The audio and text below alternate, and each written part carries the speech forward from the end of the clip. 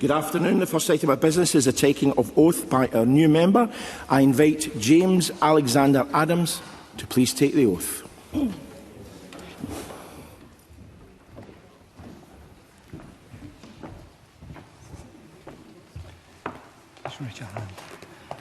I, James Alexander Adams. I, James Alexander Adams. Do swear that I will be faithful and bear true allegiance. Do swear that I will be faithful and bear true allegiance. To His Majesty King Charles, his heirs and successors, according to law. To His Majesty King Charles, his heirs and successors, according to law. So help me God. So help me God. I, James Adams, depone that I will be leal and had all foul allegiance to His Majesty King Charles, his heirs, and all yon that come after him. Say help my God.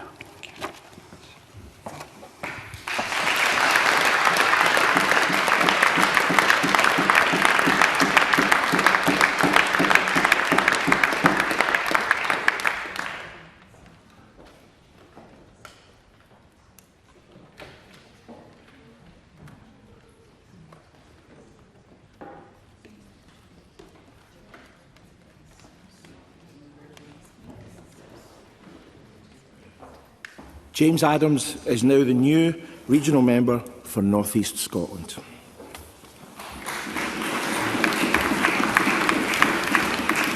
The next item of business is general questions. In order to get as many people in as possible, because of many who wish to ask supplementaries, I prefer short and succinct questions with answers to match. First question, Martyn Day. Thank you, Presiding Officer. To ask the Scottish Government what urgent action it is taking to bring forward planning guidance on AI data centres in order to enable local authorities to fully and properly assess their impact on local communities and the environment. Minister Hannah Mary Goodlad. I thank Mr Day for his question, and as Mr Day knows, AI data centres are a quickly evolving sector at pace. This morning I did actually have a planning roundtable with sector and industry representatives to discuss planning. In the round, when we think about planning as a whole, the Scottish Government is clear that the voices of communities will be affected by these developments. They must be central to the considerations. At the same time, it's important that local planning authorities are able to take that decision-making. The Scottish Government is also clear that any new AI infrastructure should minimise the reliance on fossil fuels, and we're urgently considering whether more formal guidance is required at a local level that would help planning authorities. Thank you, Martyn Day. I thank the Minister for that helpful and informative answer. Given the scale of live and imminent AI data centre applications, significant recent attention has focused on the environmental impacts. There are encouraging signs that data centres could be district heat ready, with waste heat used to warm local homes and businesses. So can I ask what action the Scottish Government is taking to encourage all applications to include plans for district heating where appropriate? Minister. The extent as to which heat is reused is actually already a consideration in place for the determination of data centre planning applications.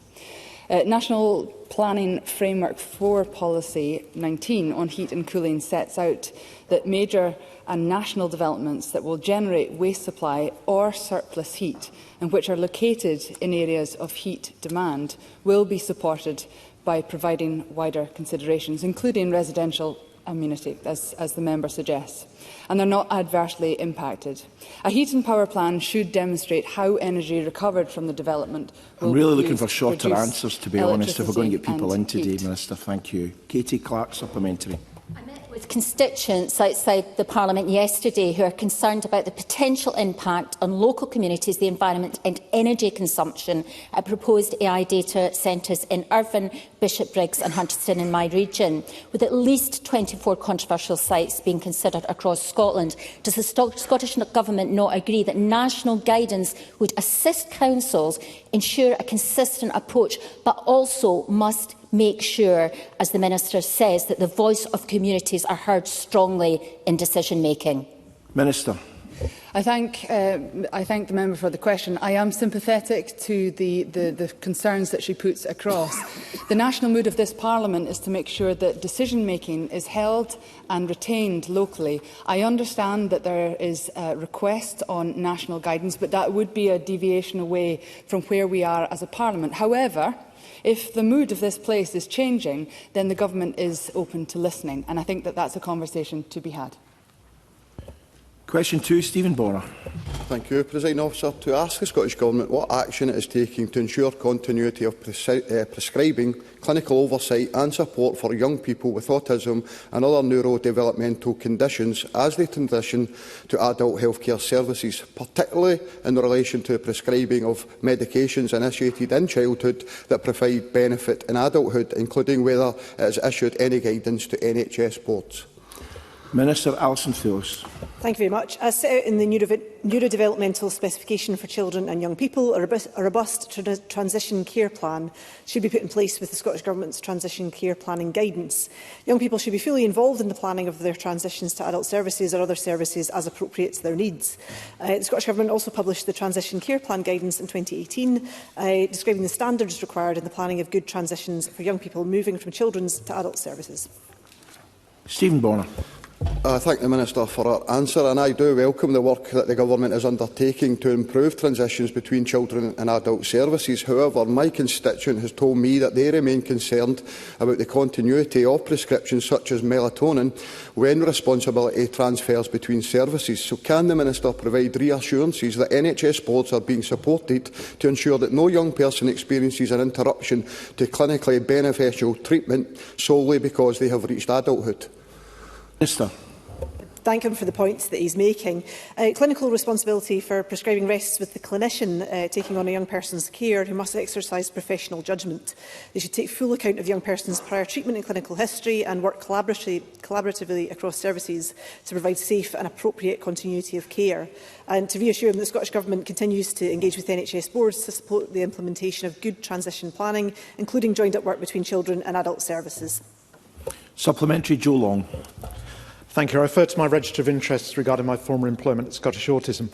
One of the key asks of campaigners for new legislation for neurodivergent people at the 2021 election was for more systemic accountability for the whole life journey and the many life transitions that can create points of need, whether that's childhood to adulthood, as Stephen Bonnar notes, but also becoming parents, undergoing menopause, reaching older age. And the ask was also for legislation that worked across policy silos. When will the long-promised Learning Disability Neurodivergence Bill be delivered, and how will it provide that whole system accountability? Minister. I thank him for that question, and we're continuing work with COSLA and the Children and Young People's Neurodevelopment Task Force to deliver on the actions set out in the implementation review of the National Neurodevelopmental Specification for Children and Young People, and we've put in over £2.9 million in additional funding to that also.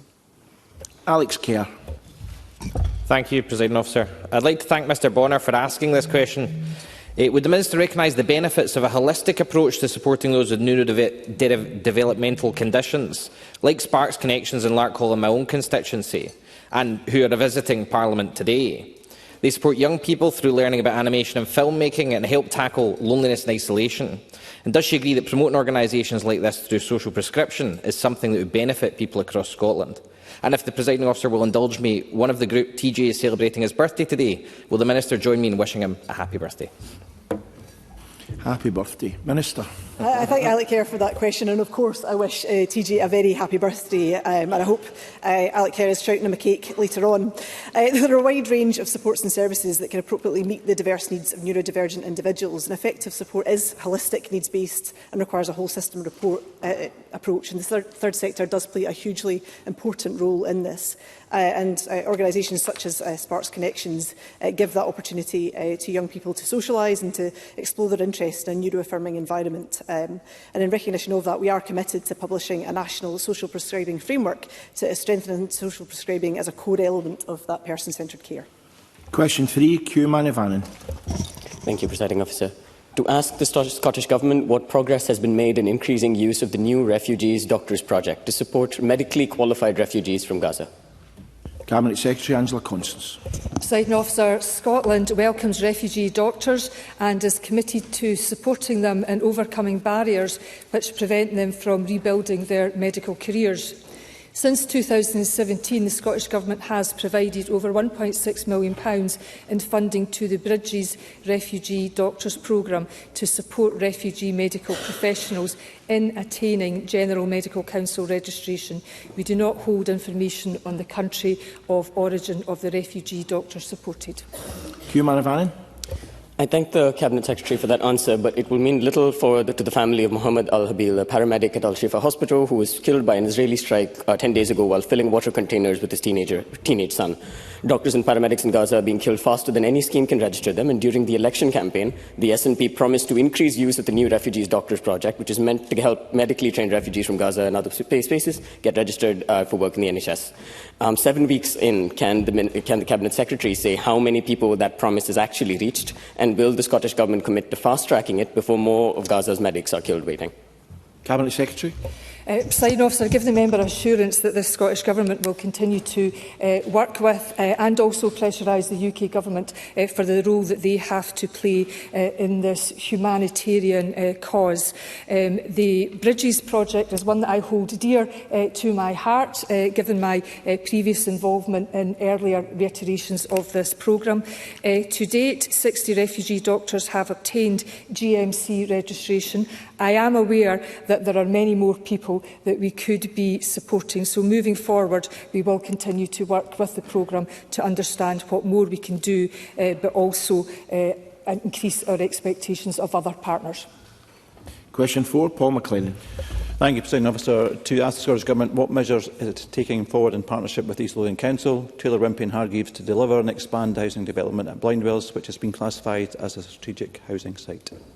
Cabinet Secretary Shirley-Ann Somerville. The Scottish Government is committed to working with East Lothian Council and private partners to unlock investment and growth at the strategic site at Blindwells, and we are providing £2.4 million of funding flexibility to support the development of the outlined business case.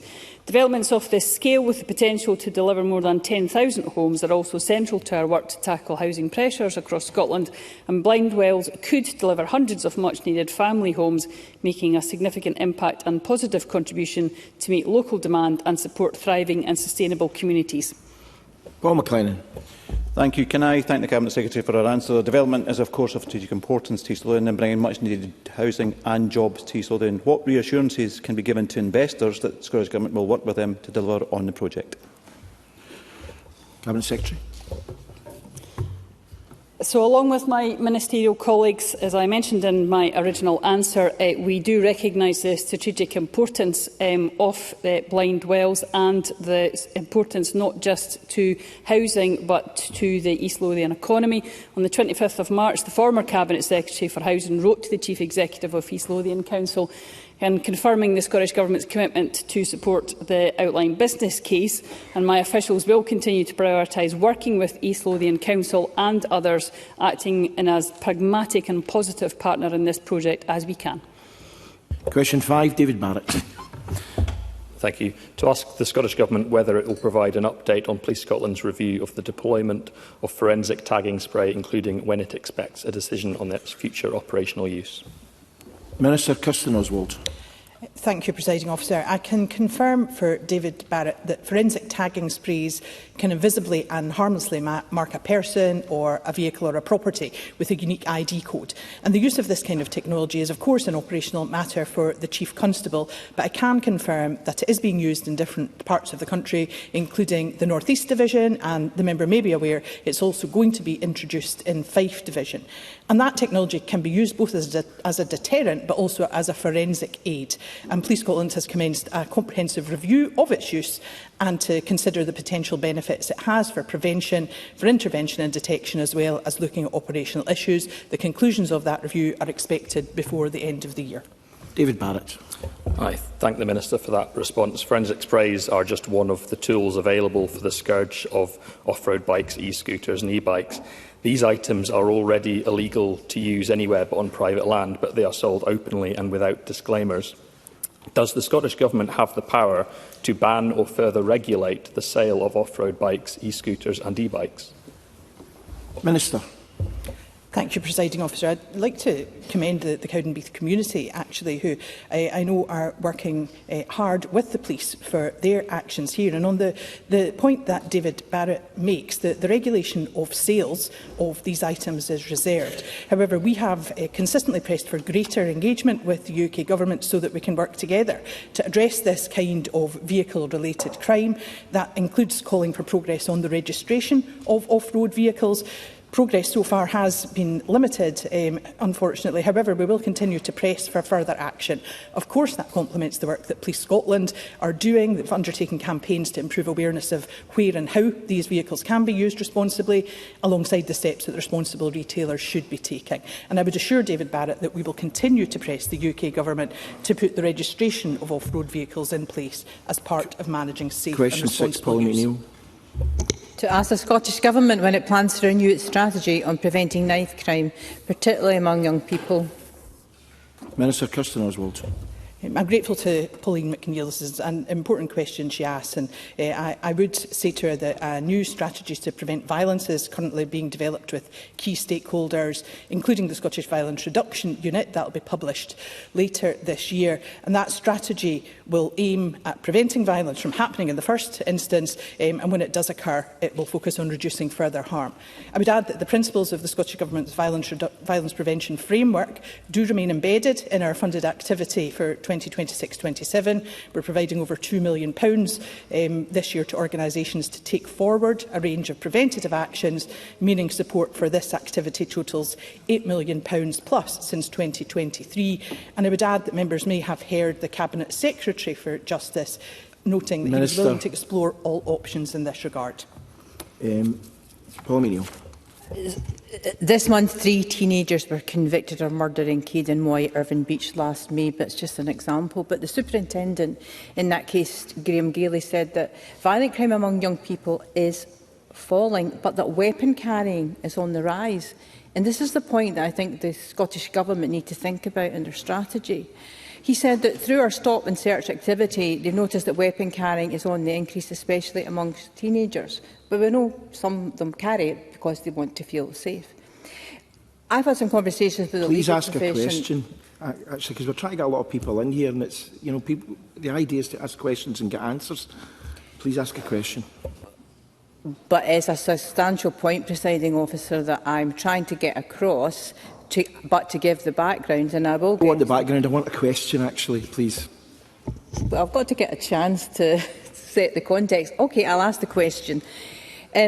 Have you spoken to has the Government spoken to the legal profession who have defended boys about how, in fact, we can take a different approach to explain to young people the implications for their life?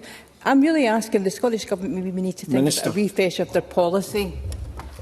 I appreciate the importance that the member is placing on this issue. It's a matter that is, of course, of concern to all of us, and we're all, I think, equally invested in making sure that the prevention focus that the Government has at the heart of its work is something that is absolutely embedded through everything that we are doing in this place. I have spoken about the new strategy that is being developed. Obviously, we have the existing strategy in place.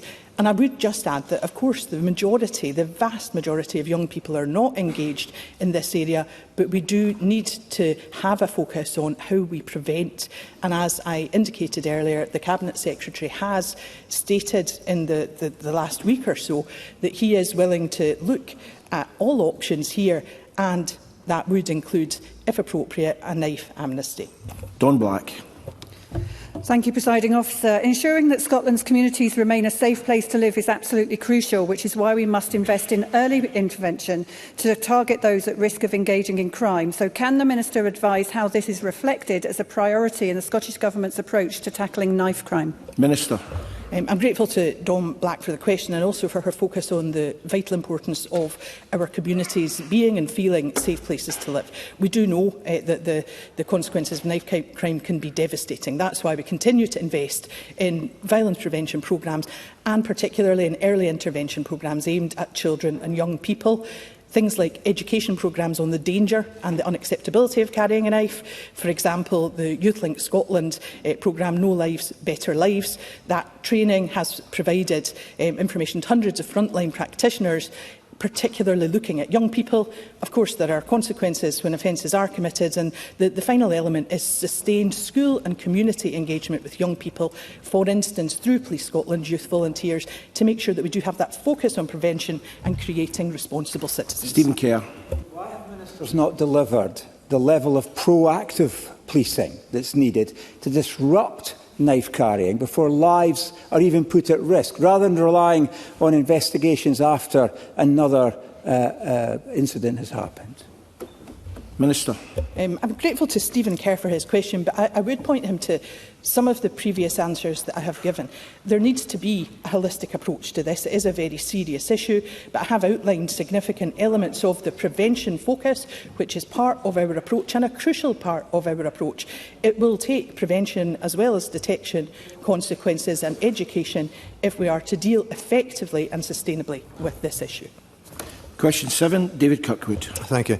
To ask the Scottish Government, following the First Minister's commitment on 26 May regarding the opening of new railway stations, when it will publish details of the potential locations and the development timetables. Minister Tom Arthur. As the First Minister set out, the Scottish Government will invest in essential infrastructure across Scotland, including new train stations and ongoing electrification of our rail network. We will advance consideration of a new railway to Ellon, Peterhead and Fraserburgh, and are currently examining the case for a link from Tweedbank to Carlisle. We will also deliver a station at Winchborough, as set out in the budget 26-27. We are committed to improving Scotland's rail network, as is clearly demonstrated by our delivery of a publicly owned, modernised rail service with improved reliability and accessibility. David Kirkwood. Thank you for that answer. Given the opening of the River Tweed Trail, the long-distance path in 2028, which will start in Moffat, the jewel of the south, and run 113 miles to Berwick-on-Tweed, and the probable extension of the Clydesdale Way into Moffat a few years later, it's likely that more than 300,000 additional cyclists and walkers will be visiting the town annually, putting a huge strain on the ability to cope with road traffic. So, will the Minister work with me to urgently advance the Beattock Station Action Group's plan to reopen what could be one of the busiest small stations on the network? Minister. I can thank the member for his supplementary, and I'm aware of his particular interest. I'm advised that Transport Scotland officials responded to Suez Trans in June 2023 to confirm that the outcome of their review of Suez Trans' Beattock and Moffat Transport Appraisal Report was that a robust business case had not been made for a Beattock station to progress further in the development process. And while I commend the work done by Suez Trans, the Action Group and the local community, Suez Trans' own Transport Appraisal Report clearly acknowledged, for example, that the option of a rail station at Beattock simply did not, in their words, stack up from an economic perspective. But I appreciate the member raising the point. Supplementary, Craig Hoy. Thank you, Presiding Officer. Given the fragility of bus services across Dumfriesshire, will the Minister commit the Cabinet Secretary to a meeting with me whilst he is overseas in order that I can reinforce the case for a station at Beattock, which is now increasingly vital given the fragility of bus services in my constituency? Minister. Well, I appreciate the member inviting me to compel the Cabinet Secretary, but I'd be more than happy to relay the member's request on to the Cabinet Secretary. Question 8, Laura Moody.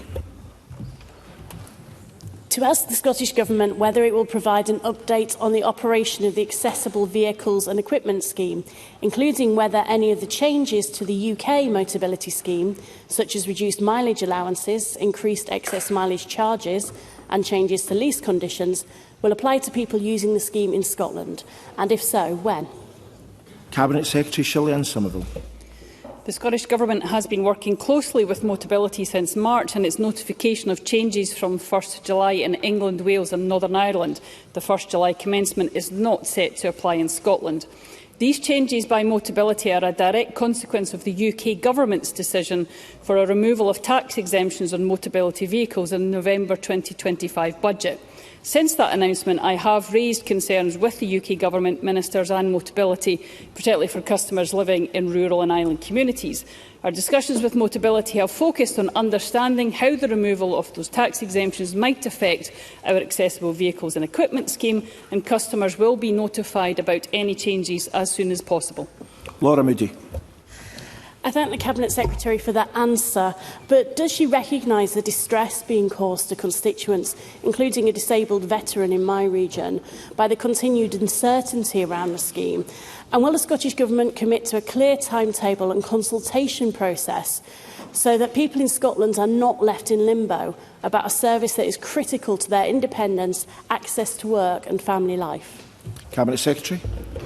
Well, I do recognise that distress, and that's exactly why I raised it with UK Government ministers who don't appear to have looked at this at all before they made their decision in the last budget. Can I commend Motability for their willingness to work with the Scottish Government to not put these measures in place from the 1st of July, but to continue to work with the Scottish Government to see what can be done, because they also recognise the distress and inconvenience this will be causing. I can reassure the member that the reason that this is not happening on the 1st of July is because Motability is keen to work with the Scottish Government to see whether we can work together to make sure that we are doing as much as we can to support those Motability customers. And I would give her that reassurance is important because, as I said at the start, I do very much recognise the distress which has been caused by UK Government decisions in their budget.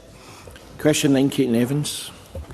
To ask the Scottish Government what action it will take to provide sanitation facilities for the traveller community living on land that it owns in Granton in Edinburgh. Minister Sumita Kumar. Can I thank Caitlin Evans for her question? We of course expect local authorities to take the lead in responding to unauthorised encampments, including consideration of welfare needs such as access to sanitation facilities.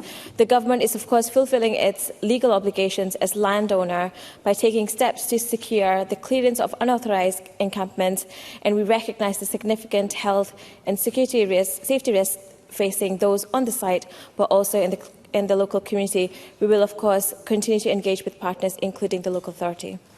Caitlin Evans.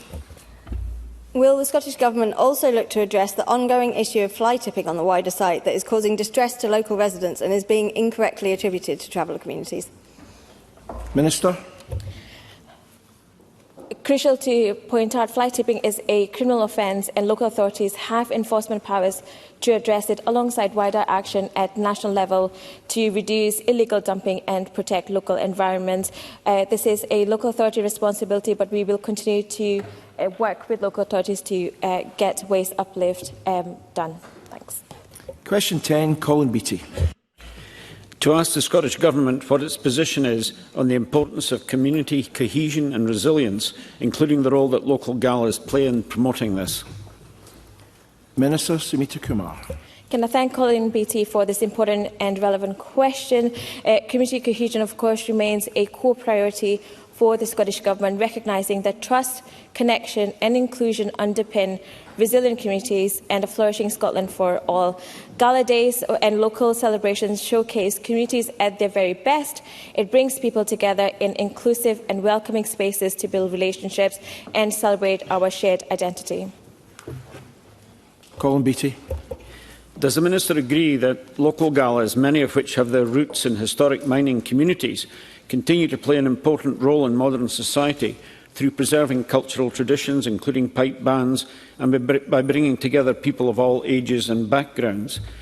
Will she join me in celebrating the galas held across my constituency of Mid Lothian North as excellent examples of communities coming together at a time when community cohesion is more important than ever? Minister. Thank you for the supplementary. Yes, absolutely, completely agree with you. Celebratory events bring local communities together, and it will always play a vital role in modern Scotland. They are a powerful expression of community spirit, bringing people together to celebrate their local areas and share that, again, sense of belonging. So I will absolutely join the member in welcoming gala events in his constituency. Brief supplementary, Jenny Young.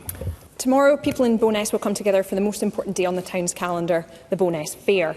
Now, there has long been a friendly rivalry between my hometown of Linlithgow and neighbouring Bonnar. So in that spirit of community cohesion, will the Minister join me in wishing Queen-elect Holly, the full retinue from the Grange School and the whole town a really successful fair day tomorrow?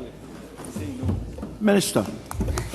Thank you very much, Jenny Young, for your supplementary. I probably won't comment on the rivalry between Bonnar and Linlithgow, but of course I will welcome the celebration in your local community.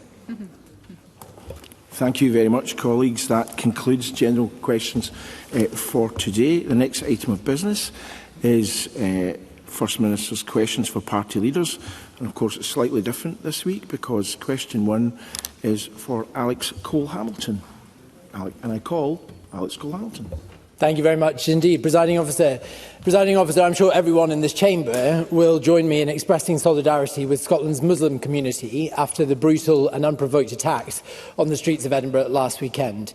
That community's response to those attacks has not been one of violence or revenge. It has been a plea for tolerance and for understanding. And in a society where that feels increasingly rare, we would all do well to listen to them.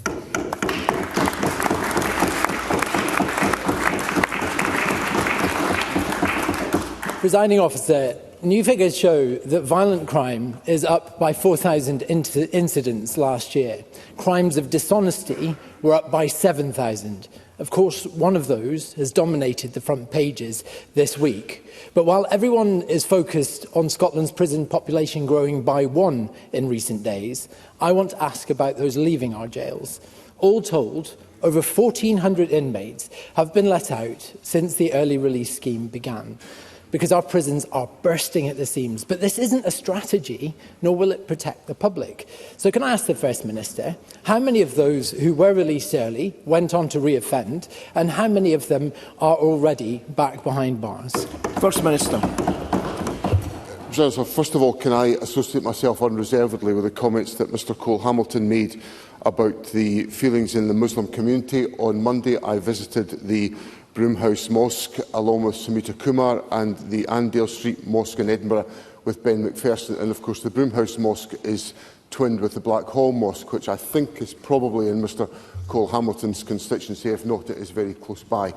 The feeling of unease is palpable in the community, and as I indicated in my answers on Tuesday, I met young men who were the victims of the attacks last Friday, and my heart goes out to them for the trauma and the physical injury that they have suffered. And I reiterate my absolute wholehearted commitment to give the leadership in Scotland to ensure that we live in a tolerant and inclusive country at all times.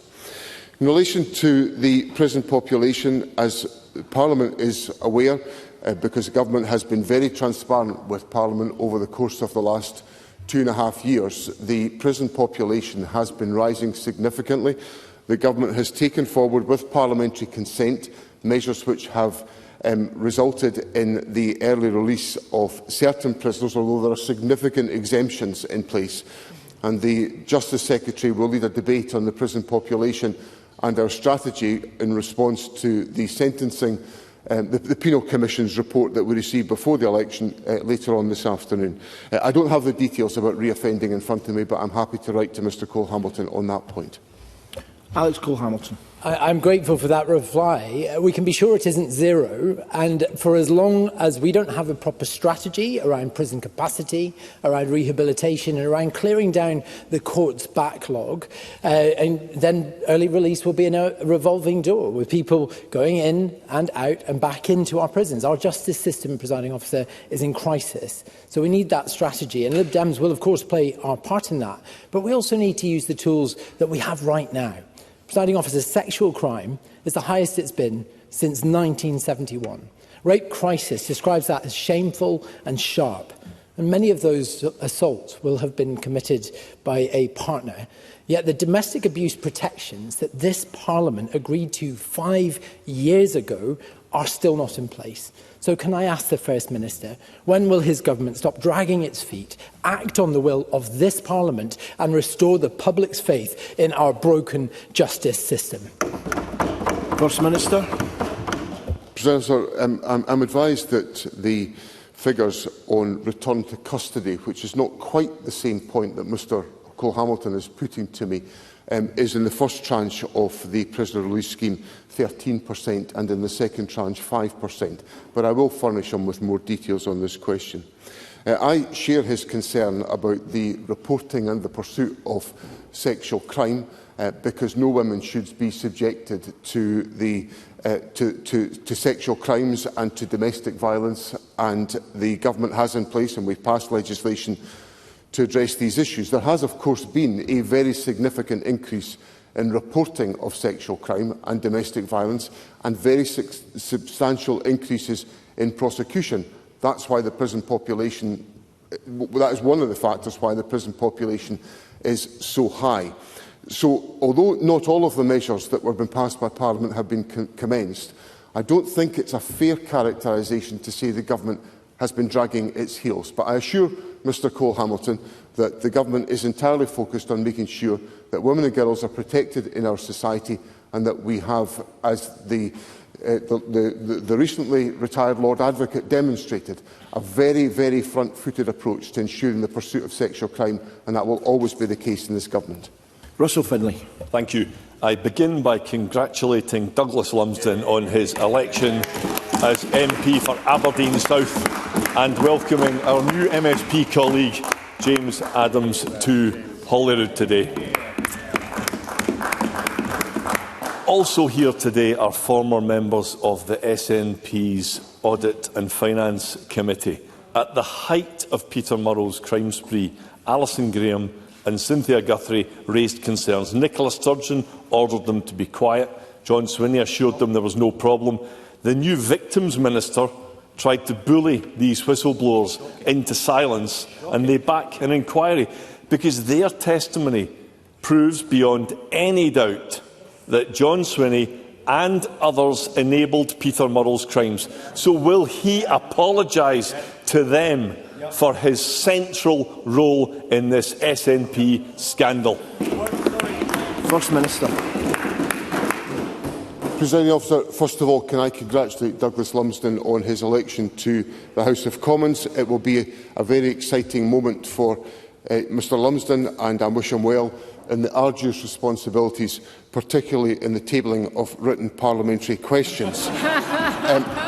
Can I extend a warm welcome to James Adams and express my apologies that I was not here, as I should have been, for his swearing-in, but I was detained on other government business. But I wish Mr Adams a warm welcome to Parliament, and I wish him well in his parliamentary engagement on behalf of the people of the North East of Scotland. Now, Presiding Officer, I have apologised to members of the Scottish National Party for the events that have affected the party's finances, and I reiterate that apology today.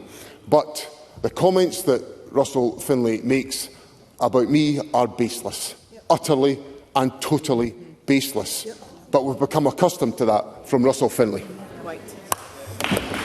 Russell Finlay. So, as expected, no apology to the whistleblowers. The truth is, Peter Murrell should never have been free to commit these crimes. Members of the SNP Finance and Audit Committee blew the whistle, but they were bullied into quitting after being refused access to basic information. John Swinney twice went on to the BBC to say that his party's finances were completely sound. He was at the heart of the cover-up then and now. And that's why he's terrified of an inquiry, because John Swinney, the king of the SNP cover-up, is desperate to cover his own back. Isn't that the simple truth? First Minister. President, Russell Finlay has gone on about the need for an inquiry into all these issues. This must be the first time in living memory that Russell Finlay, who's championed the interests of victims, wants an inquiry into the victim of this particular case. Now, I would simply say to Mr Finlay to give him a reassurance about the issues about which he's concerned, that I've addressed the issues in the SNP's finances, and the SNP has got strong governance in place. But I think Russell Finlay should pay slightly more attention to some of the things that have been said about him. Because in the newspapers this morning, a much respected Excuse me, let's hear the answer to Mr Finlay's question. Much respected former Conservative MSP Edward Martyn described Russell Finlay as a disaster. His leadership has been catastrophic. As we have just seen, he called out Russell Finlay's... Can we allow the First Minister to answer, please? Quieten down. He called out Russell Finlay's robotic delivery and lack of empathy. He thought that Mr Finlay would consign the party to the wilderness. Well, on the basis of the Scottish parliamentary elections, Mr Finlay is well on the road to the wilderness of Scotland.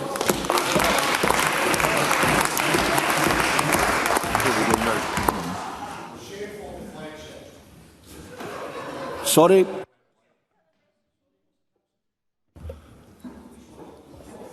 Can we allow the next party leader to ask a question? Thank you. Gillian Mackay. Since we last raised the issue of hyperscale data centres with the First Minister last week, over 6,000 people have written to him to back the Scottish Greens' call for a moratorium. Hundreds of those people gathered outside Parliament yesterday to make their voices heard. Communities are rightly worried about the local environmental impacts and the massive strain on our energy system these applications could bring. And now Antonio Guterres, Secretary-General of the United Nations, has joined the call, saying that AI data centres are hungry for land, water and power, and calling for every major AI company to publicly disclose the full environmental impact of its systems. Will the First Minister stand with communities across Scotland and the head of the UN in taking on big tech, or will he continue to allow a free-for-all on hyperscale data centres? First Minister. Presiding Officer, as I said last week, I understand the concerns that have been raised here about the environmental impact and the impact on energy resources that are emerging from the proliferation of applications for hyperscale data centres. So I totally understand that concern, and I made that point clear last week. Now, I've been reflecting on the exchanges last week and looked further at this issue, and I'm giving active consideration to whether the Scottish Government should provide planning guidance to balance the rapid expansion of hyperscale data centres with national energy and climate goals, which are vital to our future prosperity. Gillian Mackay. I'm pleased to hear that the First Minister is considering that, because councils themselves are saying they don't have the necessary guidance to decide on these mega plans.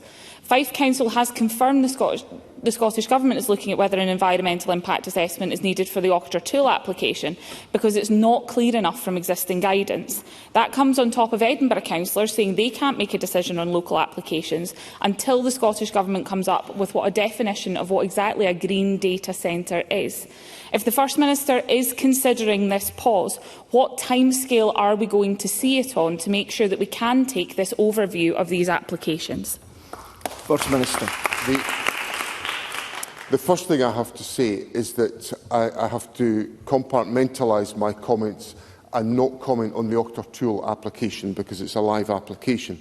But on the general policy questions, I appreciate the urgency of this question because there are a number of applications that are now being considered by planning authorities, and my view is that with the concerns being expressed by planning authorities, the Government has to be responsive to that.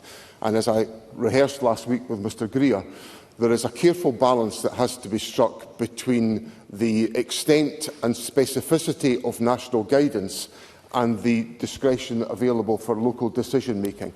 Now, if the balance of that is not correct in this issue, then obviously that has to be examined by the Government. But I give a commitment to Gillian Mackay that that will be undertaken as a matter of priority by the Government, and obviously planning authorities will hear what I'm saying in Parliament today and will be able to reflect on my comments.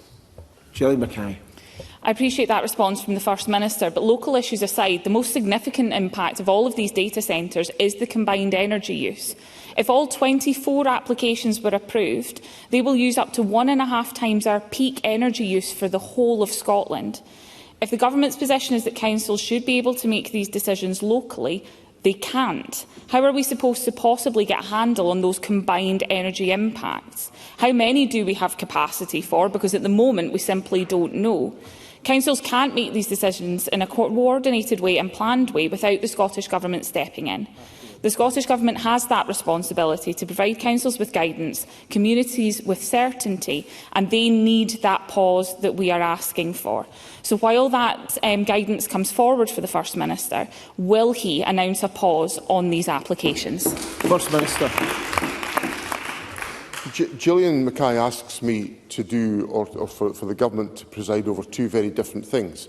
She asks me, on the one hand, to enable local authorities to take decisions that will be cognizant and compatible with energy requirements within the country, but expects local authorities to do that in a coordinated and organised fashion around the whole of the country. Now, those two things I don't think are possible at the same time, which is why I have to explore whether it is appropriate for such decision-making to be undertaken at local level, given the scale of the developments that are involved. So, for example, when it comes to large-scale renewable energy projects, at a certain level and scale of application, that is called into the government. The government is not called into the government, it automatically defers to the government. Now, what has been raised here is quite a fundamental reshaping of the planning policy of our country and the way in which decisions are taken. Now, I'm prepared to consider that and contemplate that. I've been trying to give as helpful answers as I possibly can do this afternoon on this question, because I recognise the public concern, and I assure Gillian Mackay that all of these issues about local and national decision-making and the implications for energy use will be fully considered in the exercise that I am prepared to undertake. Anna Sarwar. Thank you, Presiding Officer. Before I begin, can I join others in condemning the appalling anti-Muslim attack in Edinburgh? No Scot should live in fear, and every Scot should live in safety. And our thoughts are with those who were injured and with the wider Muslim community. And I want to put on record my thanks to all the emergency services who responded so quickly and effectively. I think we should say loudly and clearly from this Parliament and across the country that an attack on one, whether it's individual or one community, is an attack on all of us, and hate has no place in our Scotland.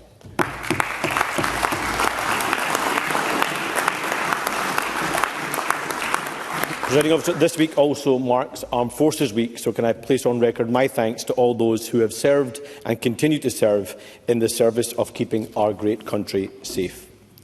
Presiding Officer, today Audit Scotland published their report on the Government's progress with reform of post-school education and skills, and it is damning. It says the sector faces significant challenges, that the Government lacks a clear plan, and that reforms have not been adequately resourced, and there is a risk they will not achieve the intended outcomes. In 2022, Audit Scotland concluded that the SNP Government had not provided the necessary leadership on skills reform. 4 years on, and not much has changed, which has consequences, because every year that passes, more pupils leave school without the opportunities they deserve. So does John Swinney accept the findings of this report, and can he say how many more cohorts of young people will be let down before this Government finally gets his act together? First Minister. First of all, President Officer, let me associate myself entirely with the comments that Mr Sarwar has made about the Muslim community and about the necessity for all of us to stand together in the face of the spreading of hate in our society. And in the disputatious world of politics, I am glad and I'm not in any way surprised that Mr Sarwar and I are in exactly the same position on that question. And also let me pay tribute to the members of the Armed Forces for the service and commitment that they give. We obviously have a parliamentary event on Saturday, which is the occasion of Armed Forces Day, and I commend everyone who will be involved in Armed Forces Day commemorations around the country. Now, I welcome the report from Audit Scotland because it is important that these vital issues are the subject of active debate. The Government, since the work was carried out and the report was carried out several years ago, has of course presided over the passage of legislation to rationalise this area of activity, and there is work underway to transfer the responsibility for the funding of further education student support from the Funding Council to the Student Awards Agency. There has also been strong progress in skills planning, with the introduction of a new model for skills planning in Scotland, and the Scottish Government moving into a leadership role which comes out of that legislation as proposed by James Withers. And we have also begun the work on this post-school education and skills reform programme commencing in January 2026 to address many of the issues raised by Audit Scotland. The other point I would make is that And one of the key outcomes here is about the destinations for young people when they leave school. And on the most recent figures available, 93.5% of young people were in a positive destination, which was an increase from 93.1% in the previous year, which is the joint highest since records ever began. So, although there are issues that must be addressed in the Audit Scotland report, the general position of our young people leaving school going on to a positive destination, which is surely the most important measure of this exercise, the Government is pleased that we are in a strong position in that respect. Anna Sauer. President Officer, it's important that we measure not where our young people are weeks or months after they leave school, but years after school, because that's what impacts on their life outcomes. And our young people are the future of our country, so they must be supported to achieve their ambitions. That means no one right path after school, whether it be university, college, apprenticeship or work. But that is not the reality under this SNP government, because shockingly Scotland has one of the highest rates of young people not in work, education or training, as many as 1 in 6. And that's not helped by the SNP government cutting 20% in real terms from college budgets in the last 5 years, or in failing to meet its promises on apprenticeship numbers. And the data for 25-26 shows that apprenticeship starts fell below 25,000, the lowest number for over a decade, excluding the period of the pandemic. So if we are serious about ensuring every young person has a chance to succeed, then the system has to change. So will John Swinney commit today that every young person who is qualified for an apprenticeship will have the guarantee of being able to access one? First Minister. So on a couple of the points that Mr Sarwar raised, in relation to college funding, the Government increased in the budget that's just been put into practice. The budget for core college funding increased by 10% to £764 million. So we have recognised some of the financial challenges that exist in our college sector. Now, on apprenticeships, we are providing £198 million a year to support 25,500 new modern apprenticeships, 5,000 new foundation apprenticeships and over 1,200 new graduate apprenticeships. Now, this also supports over 39,000 modern apprentices already in training, and we committed in our manifesto to ensuring that we increased the number of apprenticeships to 150,000 over the course of the Parliament. So I'm a huge supporter of apprenticeship programmes. I think the reforms that the Government brought in with both foundation apprenticeships and graduate apprenticeships have been really important reforms that the Government has brought forward, which create new and successful pathways for young people, and I'm determined to make sure that every young person has that desirable pathway for their future. Anna Sauer. So the measure of success is whether young people get the opportunities they deserve and whether our businesses and the economy have the skills supply chain that they need. Because according to the Open University, over half of Scotland's employers say they have a skills shortage. And many of these businesses will pay the apprenticeship levy. And the proceeds of that go to the Scottish Government, but the SNP don't currently ring-fence it to spend on skills. That must change. So that money could be spent on funding new apprenticeships for key sectors, on creating a clearing system for colleges and apprenticeships to help young people find opportunities. And in this Armed Forces Week, it could be used to match the UK Labour Government's commitment to fund and create 2 Defence Technical Excellence Colleges in Scotland. He can make those commitments right now, because we do need to get serious about delivering a modern skills system that meets the needs of Scotland's young people. So will the SNP government not hide behind process and instead focus on delivery? Because it's time we had a government that matched young people's ambition with some ambition of their own. First Minister. Well, I think this is one of the issues that I had in mind when I became First Minister after the election, where I said that there was opportunity for us to make progress across the parliamentary chamber. So I think there's a lot of the points that Mr Sarwar has made today about the ideas and the suggestions made, which I think are completely reasonable. And we should embark on these conversations about how we can take that forward. As Mr Sarwar knows, I've rehearsed it frequently in Parliament. The Government doesn't have a majority.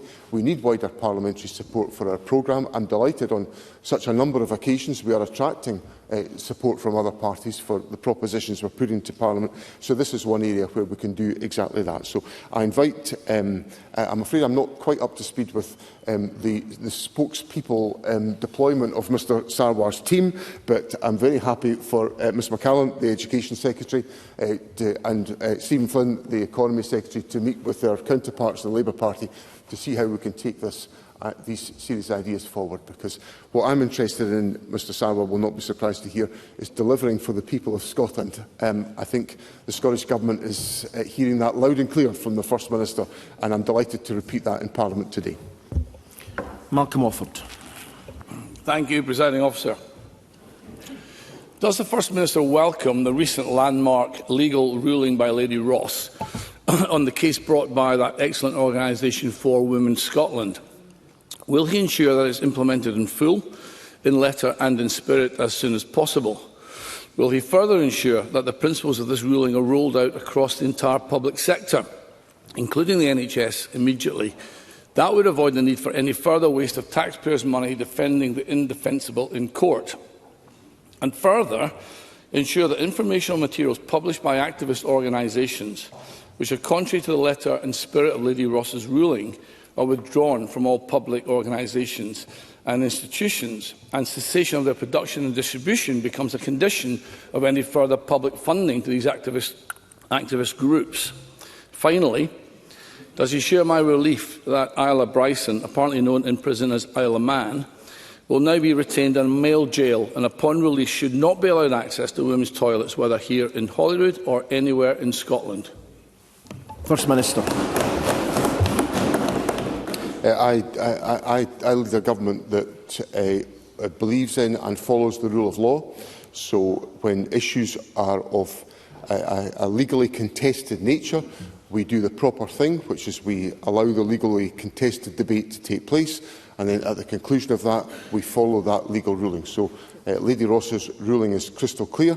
It has been implemented in full already in relation to the Scottish Prison Service, and the necessary amendments to custody have taken place. I do not intend to talk about individual cases, because that's inappropriate for me to do that. And in relation to the circulation of materials, materials in guidance have to be compatible with the law as it stands, and that's exactly why the Scottish Prison Service withdrew their guidance at the earliest opportunity, and developments of further guidance will be undertaken consistent with the ruling of Lady Ross. Malcolm Offord.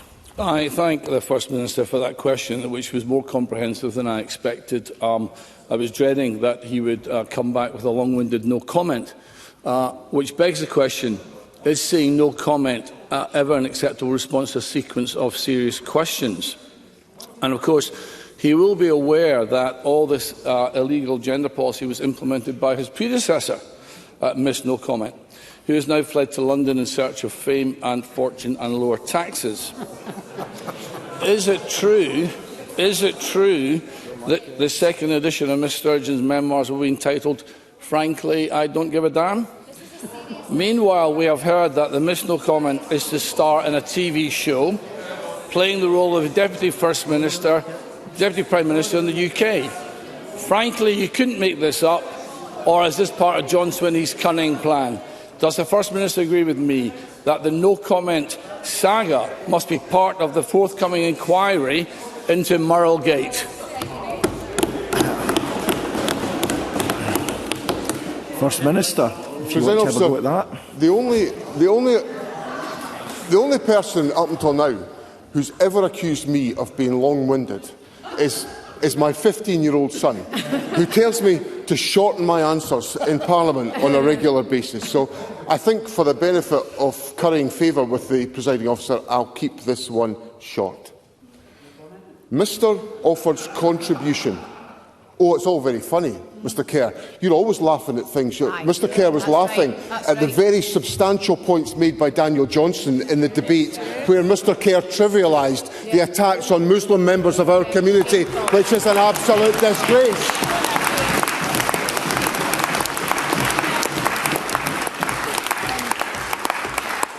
And if anyone who voted reform was watching the exchange, Mr Offord's question to me there just now, I think they would think what a waste of time it was voting for reform, because that was just an insulting lot of drivel from Malcolm Offord. Malcolm Offord. It is the last day of term, Presiding Officer. So on the same theme, of course, the items bought by Peter Murrell with money stolen from the SNP are now part of Scotland's political history. And this saga will be taught to future generations of Scotland's children. Will the First Minister arrange for as many items as can be found to be gathered together and displayed as the Murrell collection? Will he also arrange for some items to be gifted to Scotland's museums and galleries as permanent exhibitions and a tribute to SNP governance? Can I suggest that the fountain pen, which Nicola Sturgeon used to sign her resignation letter, should go to the People's Palace to become the People's Pen?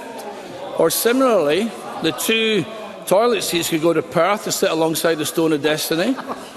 Or the £3,000 coffee machine could sit beside the Declaration of Arbroath to show how political priorities have changed? Will he encourage the people of Scotland to write to us with their proposals? We cannot allow for these items to be auctioned to the highest bidder, who will take them into private collections abroad. So does he agree with me that this part of Scotland's history must not be lost? First Minister. No, I'm going to get on with delivering for the people of Scotland.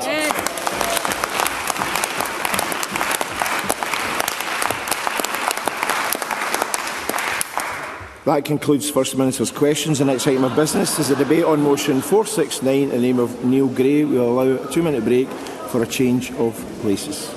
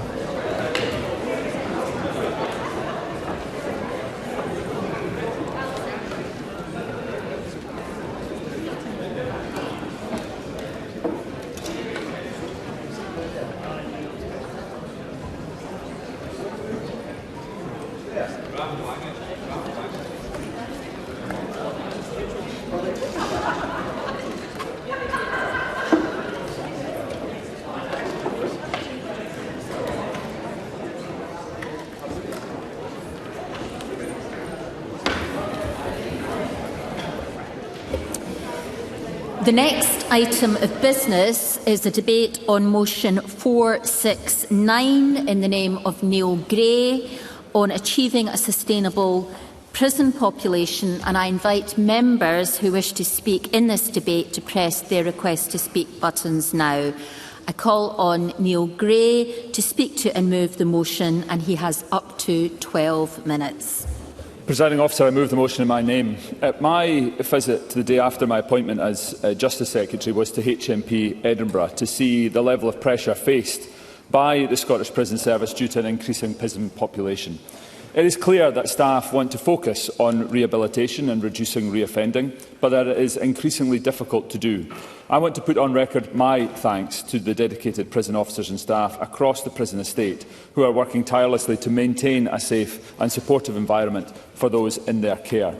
Presiding Officer, while recorded crime overall has fallen in Scotland over the longer term, there have been a marked increase in the reporting, investigation and prosecution of serious offences, including sexual crime and serious organised crime. I welcome our justice system, through the police and the courts, ensuring justice is done. And I know victims show enormous bravery and trust in our legal system in reporting crime, something I want to continue. We are strengthening confidence in the justice system and ensuring police, prosecutors and the courts have the powers that they need to bring perpetrators to justice. And I'm, of course, concerned by the rise in sexual crime and domestic abuse crimes. While victims have confidence to come forward, including on historical crimes, we must remain focused on tackling such horrendous crimes and, importantly, prevent them happening. We are taking action to strengthen confidence in the justice system and ensure the police and prosecutors and the courts have the powers that they need to bring perpetrators to justice. Sexual and domestic abuse crimes are overwhelmingly perpetrated by men against women, and ultimately men must change their behaviour. The Scottish Government-funded Caledonian system is a good example of a community-based programme that aims to address the behaviour of men who have been convicted of domestic abuse, alongside providing support to affected women and children. My priority is to prevent crimes, but when they do happen, prisons must be a safe and effective place where such offending behaviour can be challenged and addressed through programmes and other rehabilitative work. Presiding Officer, there are more individuals remaining in prison longer, creating a cumulative demand on capacity across the estate, whilst also meaning the population is increasingly more complex to manage, including dealing with health and social care needs. Presiding Officer, I make no apology for serious crimes meriting serious sentences. Scotland shows a clear and persistent trend of increasing average custodial lengths, including a 37% rise between 2014 and 2015 and 2023-24. These figures should not be interpreted as solely attributable to sentence inflation, because other factors, such as the mix of offences heard in court, also continue. The remand population also remains high, with what can be complicated, detailed cases taking longer to conclude. And Scotland is not unique in experiencing prison population pressures, with many comparable countries recording increases in their prison population, but being one of the highest in Western Europe must be addressed. I will. Stephen Kerr. This is the Cabinet Secretary giving away. He's making a point about the remand population. He's quite right. I mean, it's 1 in 4 of the current prison population are on remand. The reality is that there is a slow throughput of these those individuals held on remand. And that's because of the backlog in court cases, especially at the High Court. So what specific measures will the Cabinet Secretary bring forward to speed up the appearance of these individuals in the High Court to face justice? Cabinet Secretary. Presiding Officer, Stephen Kerr is correct. We've discussed this, and I believe the work that has been done in summary case management, which has sped up the process in summary cases, it can be extended and should be extended. We're working on that, and I'm confident in the discussions that I have had with the Lord President, with the Lord Advocate, with others, that the High Court business backlog will be got through. But that presents an additional challenge that he is also aware of, where we can expect at least a significant proportion of those currently on remand for serious offences to then become part of the sentenced population. So regardless of remand or otherwise, we must take action now. Scotland has taken a number of steps to alleviate these pressures. Reconfiguration of the prison estate realised around 400 additional places, and 2 further new prisons will deliver a further 460 spaces. I expect HMP Highland to be completed in spring 27, later than planned due to construction issues, and HMP Glasgow, which I visited last week, in 2028. We have extended the eligibility for home detention curfew and expanded the use of alternatives to remand, with bail supervision numbers in 24-25 being the highest in 10 years. We implemented the emergency early release scheme between November 25 and April this year, which saw 614 individuals released early, with around 60% within 3 months of their original release date. We also incrementally changed the point of a sentence that certain short-term prisoners are required to serve in custody to 30%, resulting in an estimated sustained reduction of around 550 prisoners, which is an equivalent to the total design capacity of HMP Grampian. Presiding Officer, I am engaging directly across the justice system to identify areas where action could be taken quickly to help reduce this pressure further. We are embedding multidisciplinary teams in courts to ensure critical and relevant information is available to judges ahead of decisions on custody, helping to reduce avoidable periods of short remand that are necessitated for further information. And we are undertaking analysis to understand the complex reasons why individuals fail to comply with community payback orders and bail conditions. CPOs are delivering strong outcomes, with 71% successfully completed and mostly without breach in 24-25. I believe we can do better to address the reasons behind breaches and improve this success rate, and I am working to identify what interventions and support will drive improvements in compliance, thus reducing avoidable short-term custody. Presiding Officer, despite these measures, the prison population today stands at 8,549, having recently peaked at 8,603, around 800 places above the estate's design capacity. This poses an unacceptable level of risk to those living and working in Scottish prisons and to the wider justice system. Additionally, reasonably worst-case long-term projections indicate that without action, demand for prison places will rise to around 9,500 within the next decade.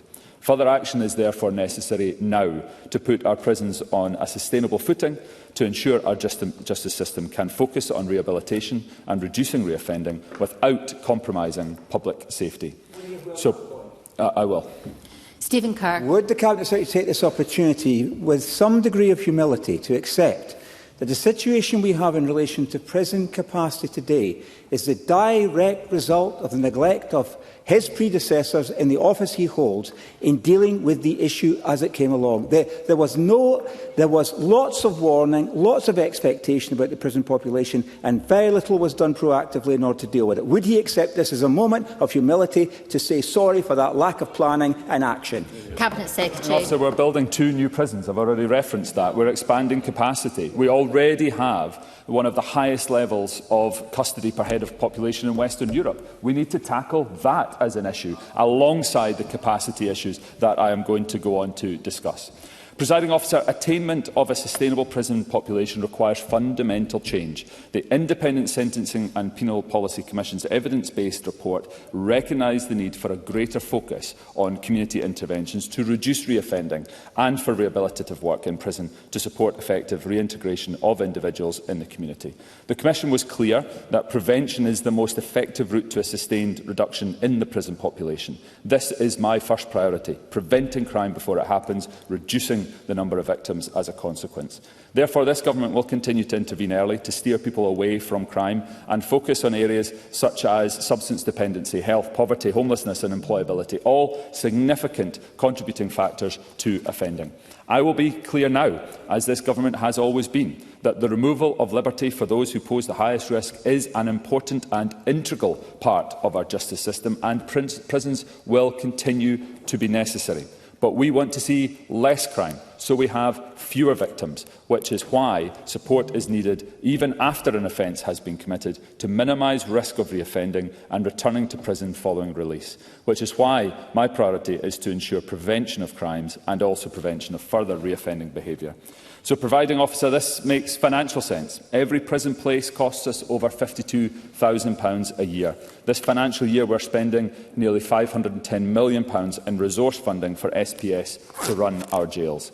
Yet evidence shows that community sentencing in areas such as non-violent crimes is more effective, with the reconviction rate for those given community payback orders in 22-23 at 28.6%, compared to 53.2% for those completing custodial sentences of 1 year or less. It is also significantly cheaper to the taxpayer, with an estimated cost of a CPO per unit being between £1,251 and £6,778, depending on the requirements and complexity.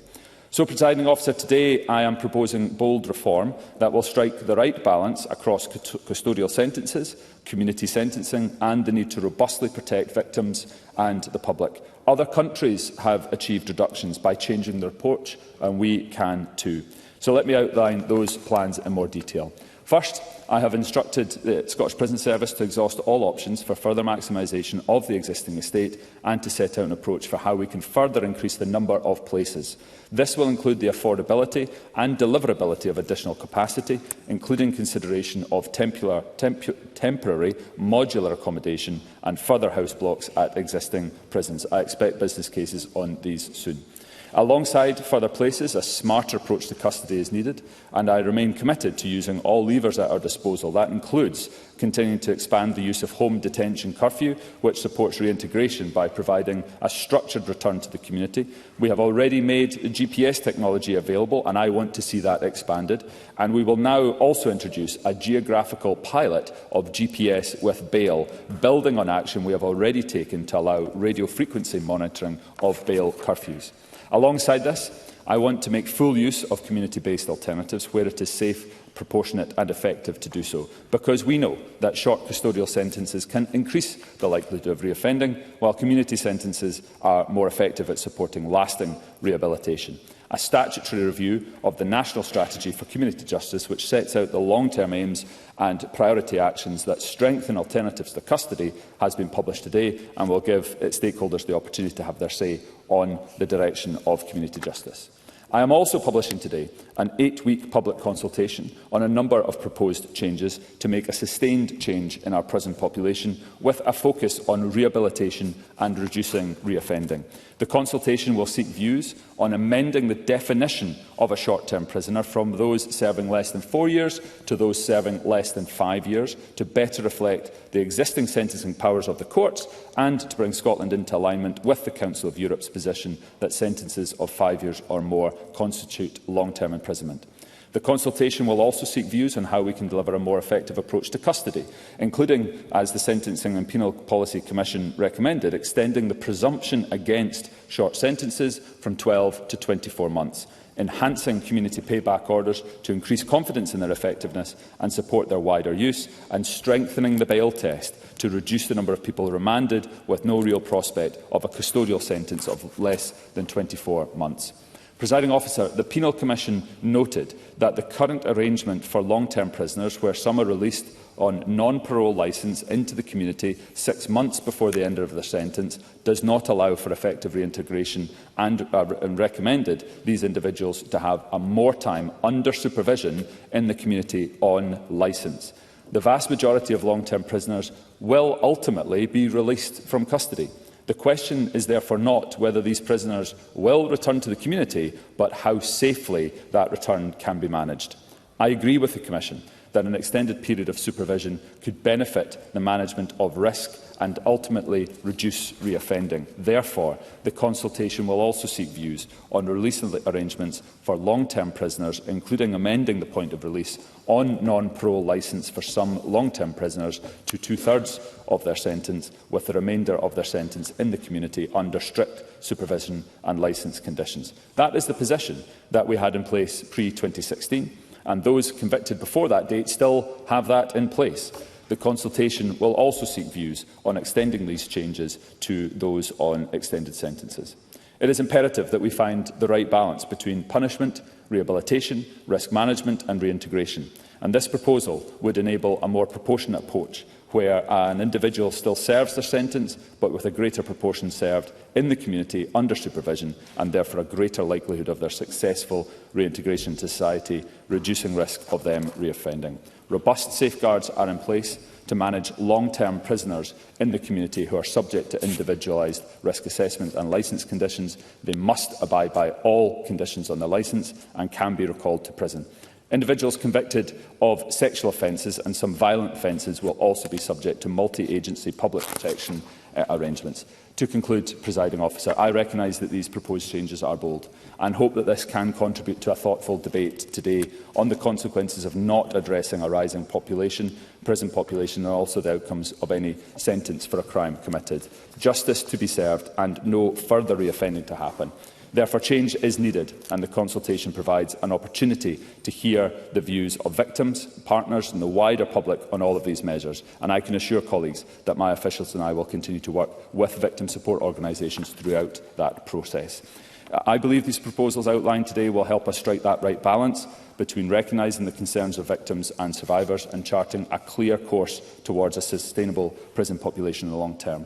They will ensure that prevention is at the heart of our system, with prisons housing those who pose the greatest risk, rehabilitating them to effectively support successful reintegration into society, and ultimately reducing crime and protecting the public. Less crime, fewer victims, something we all wish to see.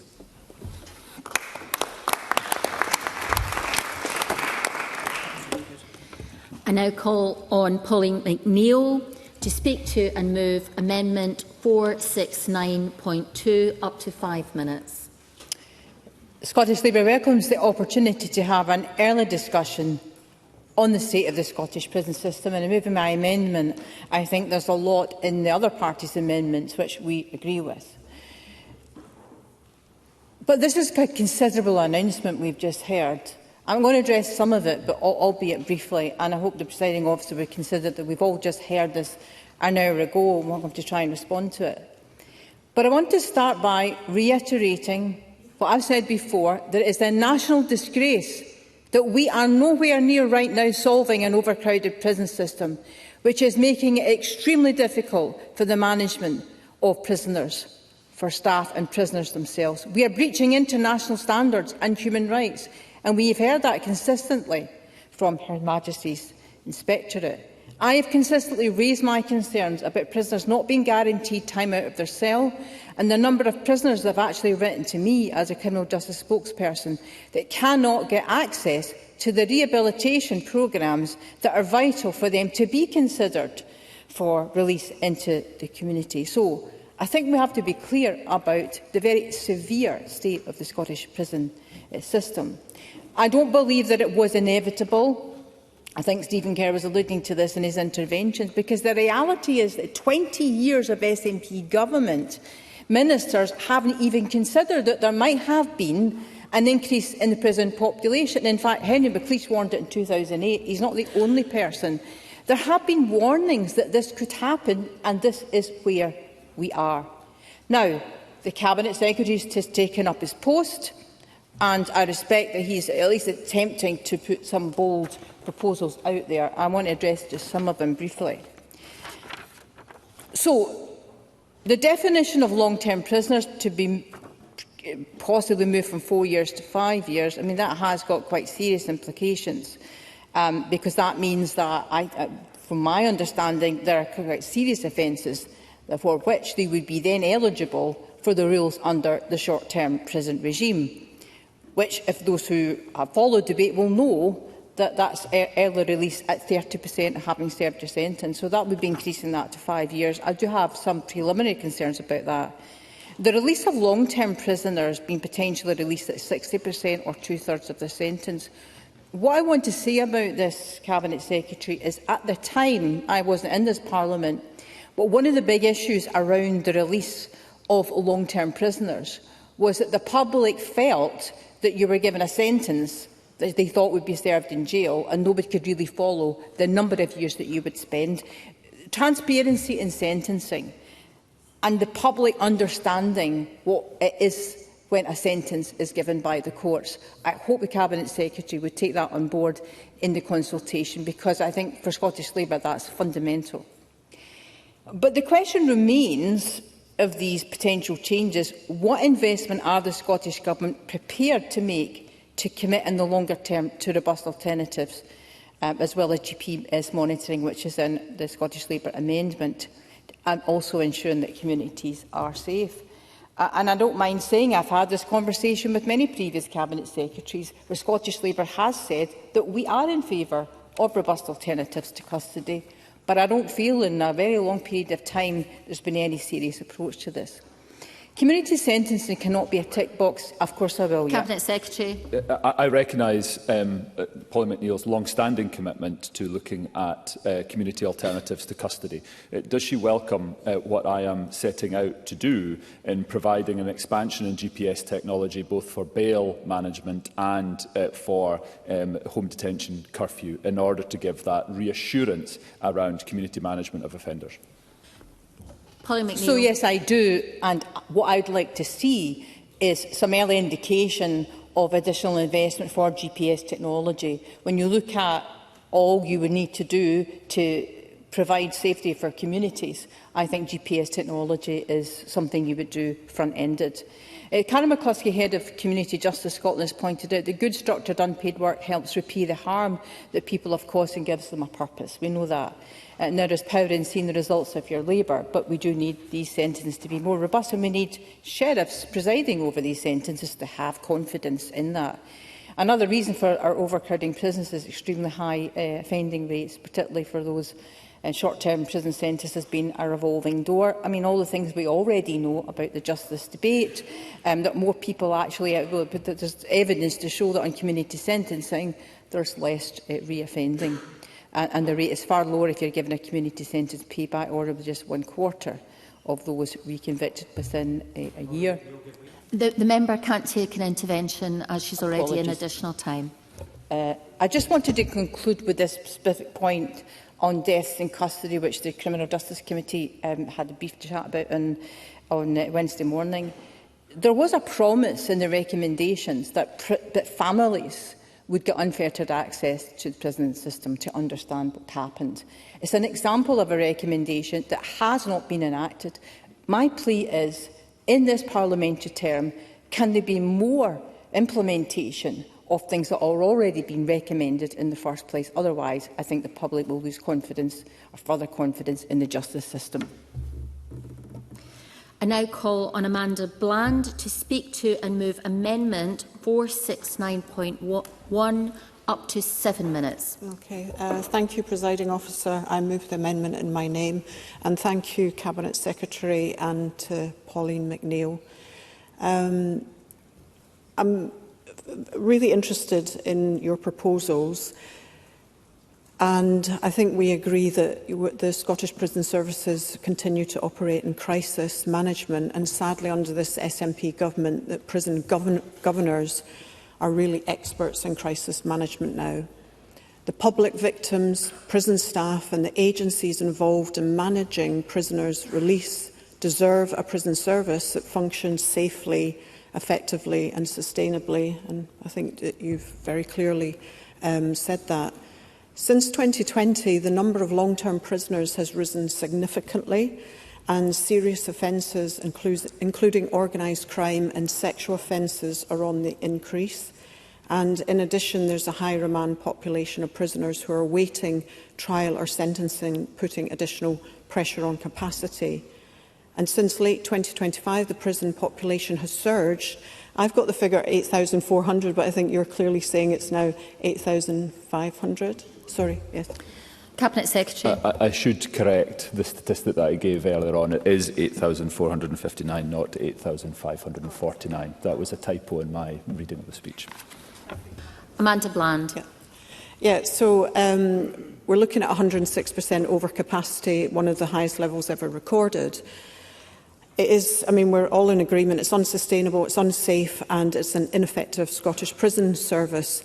After 19 years of SNP government, they failed to expand prison capacity quickly enough and failed to divert this crisis with an effective approach to reduce reoffending. The delayed replacement and construction project HMP Glasgow has worsened this situation, and you've mentioned HMP Highland, which is which is also delayed further. HMP Glasgow's got escalating costs, are eye-watering, originally estimated between 100 to 400 million, that rose to 1 billion, with a prisoner capacity of 1,344. So I guess the question is for the Scottish Government, are you satisfied that this is a sustainable approach going forward, both in terms of costs, prisoner capacity and satisfying the public that this is value for money? And I hear that you're planning some pods and different things on existing prisoner estates, I presume, to increase that capacity at a quicker pace. Barlinnie Prison, originally designed to hold 987 prisoners, now frequently holds 1,400 prisoners, depending on the daily intake and transfers. However, I understand that this SNP government is pinning all its hopes on early release, prisoner release, rather than the long-term planning to establish a prison estate that's fit for purpose with sustainable funding models, but I think you've added some information to that already. This is putting the public, victims and prison staff at risk. The message is clear. The Scottish Government is failing our prison service and they're soft on crime. Overcrowding and crisis management using desperate early release measures are designed to mitigate years of government failures, and these are high-risk strategies for the victims and the public who deserve to be and feel safe. The Prisoners Early Release Scotland Act 2025 allows prisoners sentenced to less than 4 years in prison to be released after, originally it was 40%, and my understanding now it's 30%, and that 4 years is going to change, of their sentence to be served. and in cases of domestic abuse and sexual offences, prisoners can be released after serving only 50% of their sentence. So the public, quite rightly, are dismayed at this piece of legislation, and they need to know how the Scottish Government will ensure their safety, and particularly the victims of crime. I'm happy to hear that you're discussing in particular domestic abuse and sexual crimes, and that's one of, it sounds like, the Government's priorities, because perpetrators of domestic abuse and sexual offences should be given a clear message. Your crimes are completely unacceptable. You're posing a real and persistent danger, especially to women and children. And domestic abuse has become normalised in our society, and that must stop. As a former police officer, I completely understand how devastating these crimes are for victims and their families. Police Scotland recorded 64,967 incidents of domestic abuse in 2024 to 25. The scale of the problem is immense, and I appreciate you acknowledging that. Thank you, Cabinet Secretary. So does the Scottish Government think that serving only 50% of a prison sentence for this type of crime is acceptable? Whilst I accept that some prisoners may be eligible for early release, the Scottish Government, after 19 years of governing Scotland, needs to come up with a better plan than just relying on mass early release. And it sounds like a desperate knee-jerk plan, but I do appreciate, and I'm looking forward to discussing with you on all the measures of rehabilitation and managing offenders in the community. In terms of rehabilitation, we need a fresh pair of eyes on the whole system. The measures used to tackle drug addiction, community sentences, electronic monitoring, treatment and addiction recovery programmes designed to rehabilitate offenders and protect victims too often fail. The data on prison population published in 2025 show that 63% of current prisoners have been incarcerated before, highlighting the revolving door of the prison population. And I appreciate the Cabinet Secretary for acknowledging that really needs to be addressed. We're not only failing victims and the public, but we're also failing the offenders who are stuck in an eternal cycle of reoffending. Prison staff are at their wits' end trying to manage the unmanageable. The Scottish Government have created and presided over this shambolic set of affairs, which puts criminals first and victims last. It can't go on. Thank you, Presiding Officer. And I remind all members that they should always speak through the chair. I now call on Maggie Chapman to speak to and move Amendment 469.3, and she has up to 6 minutes. Thank you, Presiding Officer, and I move the amendment in my name. Our prison system is not working. Like so many other institutions in our society, our NHS, our schools, prisons reflect the society they serve. That society is deeply unfair and profoundly unequal. Schools struggle to help young people learn and thrive as too many children arrive in the classroom hungry. Hospitals struggle to treat people with physical and mental health conditions that stem from the massive health inequalities we still have not tackled. And it's the same with our prisons. Our prisons are beyond capacity.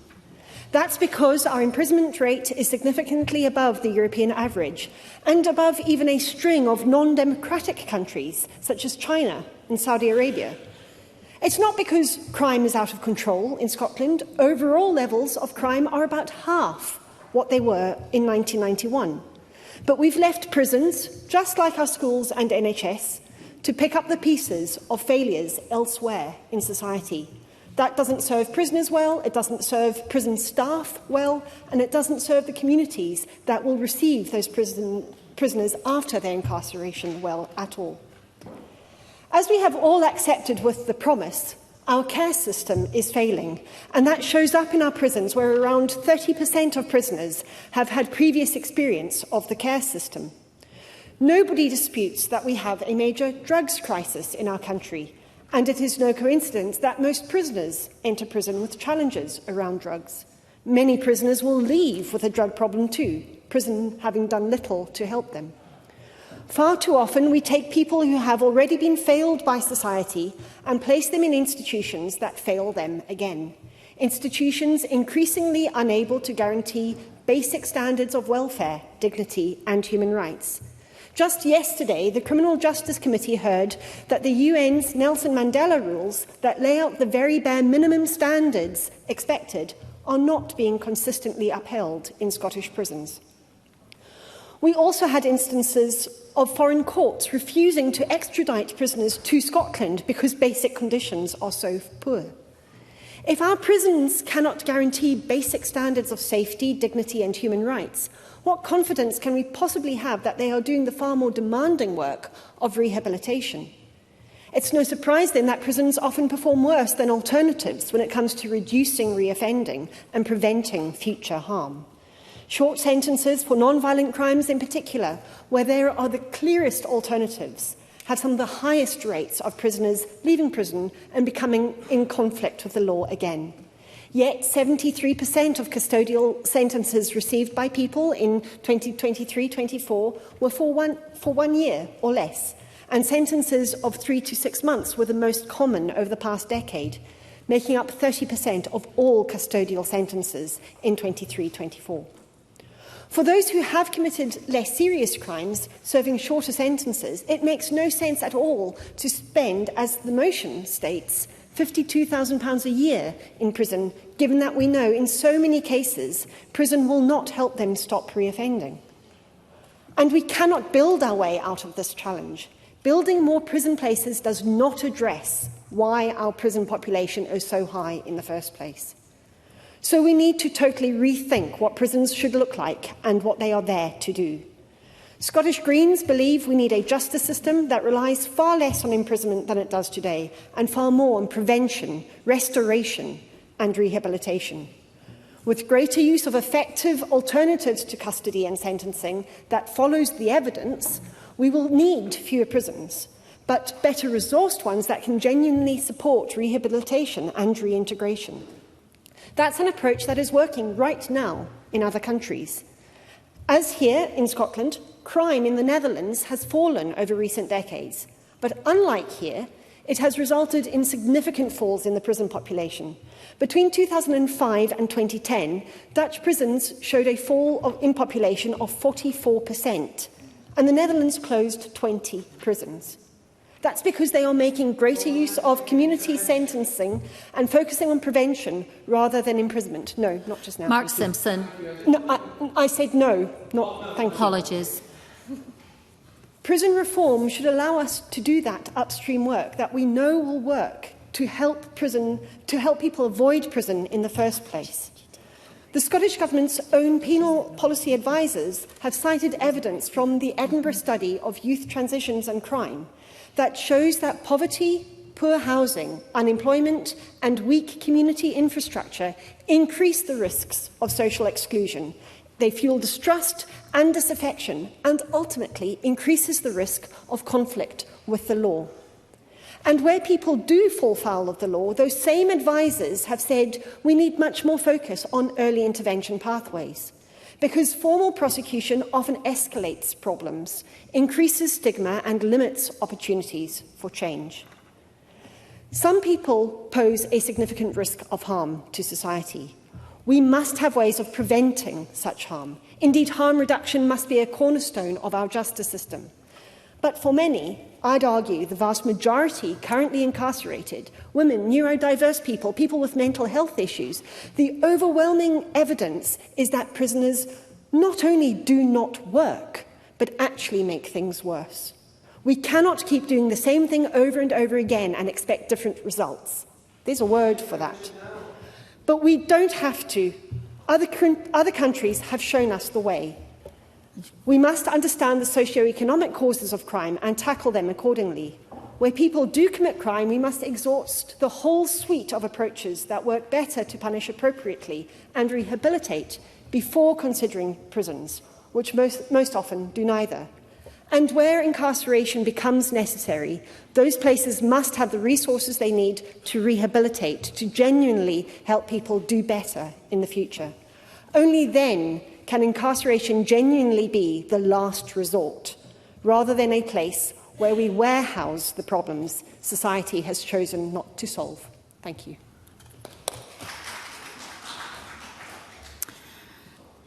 I remind the Chamber that there should be no interruptions or interventions on a first speech, and to make a first speech and to move and speak to Amendment 469.5, I call on James Adams. Thank you, Presiding Officer. I move the amendment in my colleague Stephen Kerr's name. I am proud and honoured to have been elected to represent the North East of Scotland, the area where I was born, grew up and still proudly call home. I am deeply grateful for the trust that voters have placed in me, and I would like to thank everyone who supported me and helped me throughout my journey to get here, in particular my wife Melissa and my parents. I stand here a proud brocha, with a wee bit of Bilger, Cotnar, Quitey and Aldeer thrown in for good measure. And my election also means that there are now 2 former pupils of Fraserburgh Academy serving here in the Scottish Parliament, the other being Holly Bruce, MSP. And to my knowledge, this is the first time in our school's history that this has happened, and I know that our school and our town will take great pride in that achievement, just as I do. Cummawa the Burry. I would also like to pay tribute to my colleague, Douglas Lumsden MP, who worked tirelessly on behalf of the people of the North East, first as a councillor, then as an MSP and now as an MP. His dedication to public service has been an example to many. I stood for election to be a strong voice for the communities and industries that are the backbone of the North East. Our fishing industry is woven into the identity of many coastal communities across the region, and it would be remiss of me not to mention my late great-grandfather, Gilbert Buchan, known to folk at home as 7.5's Gib, a fisherman, a local councillor and a founding member of the Scottish Fishermen's Federation. He remains a great inspiration to me and is one of the many reasons I now stand in this chamber. The fishing industry is one built on hard work, skills and generations of tradition, and one I am proud to say that I have family members and close friends who still go out to sea and risk their lives on a regular basis to put food on our plates. Those who work in the sector deserve to know that their concerns will be heard and that their contribution to Scotland's food security will be recognised, and I will do just that.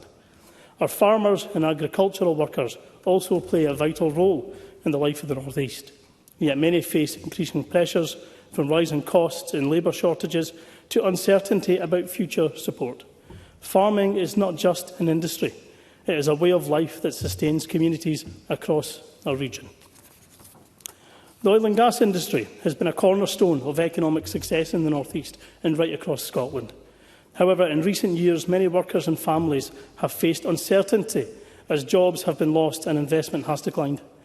The impact of those changes has been felt throughout communities across the region, and the result in the Aberdeen South by-election last week shows that people are fed up with this government and the Labour government's attitude towards the oil and gas sector. And for the last 4+ years, I've had the privilege of working for NHS Grampian, whilst also representing Fraserburgh District on Aberdeenshire Council. In both roles, I have seen first-hand what the gross underfunding of both organisations has done to local services in my area, and I am committed to keeping pressure on this SNP government and fighting for a fair share of funding for the North East of Scotland. And to everyone across the North East of Scotland, whether you voted for me or not, I want you to know that I will work tirelessly on your behalf. I will be a strong voice for our communities, fight for the industries that strengthen and sustain our region, and I will ensure that the people of the North East are heard loud and clear in this Parliament. Now, Scotland's prisons have deteriorated under the SNP, and capacity has been pushed to the limit. The early release schemes have been the SNP's only answer to the overcrowding crisis, which they are responsible for. But victims deserve the confidence that dangerous offenders will be held to account for their actions. Now, in my region, Peterhead Prison, HMP Grampian, as it now is, has had a long and significant place in Scotland's justice system. The dedicated prison staff who work in challenging environments there should not have to deal with overcrowding or in any other prison in Scotland. But criminals must serve their sentences and not be released early to cover the failings of the government. This must be solved by the Scottish Government in a way that reinstalls the confidence lost in our justice system. We must also recognise the damage the SNP has done to public confidence with its mishandling of the transgender prisoner policy. The Isla Bryson case exposed serious failings and raised legitimate concerns about placing biological males in women's prisons. Public safety, the dignity of female prisoners and the confidence of victims must always come before ideology. The public expect violent criminals to serve their sentences in full. This is common sense, it protects our communities and is a principle that myself and the Scottish Conservatives will always defend. Thank you.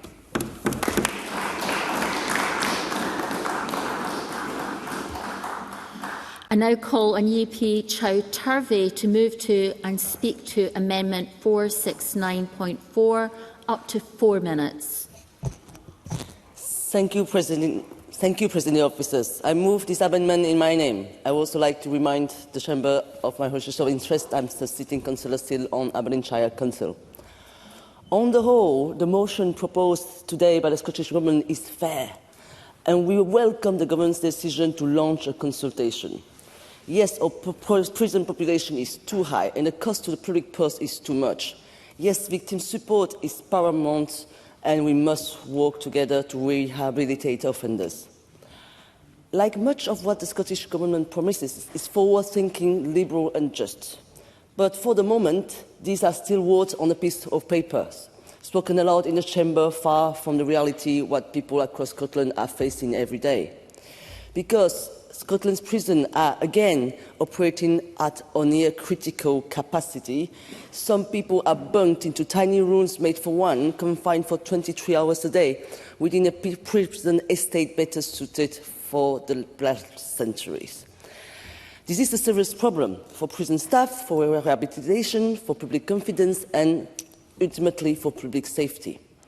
But let's be clear, this crisis did not happen overnight, and this is the crux of the matter, and we need to nail the dragging issue together.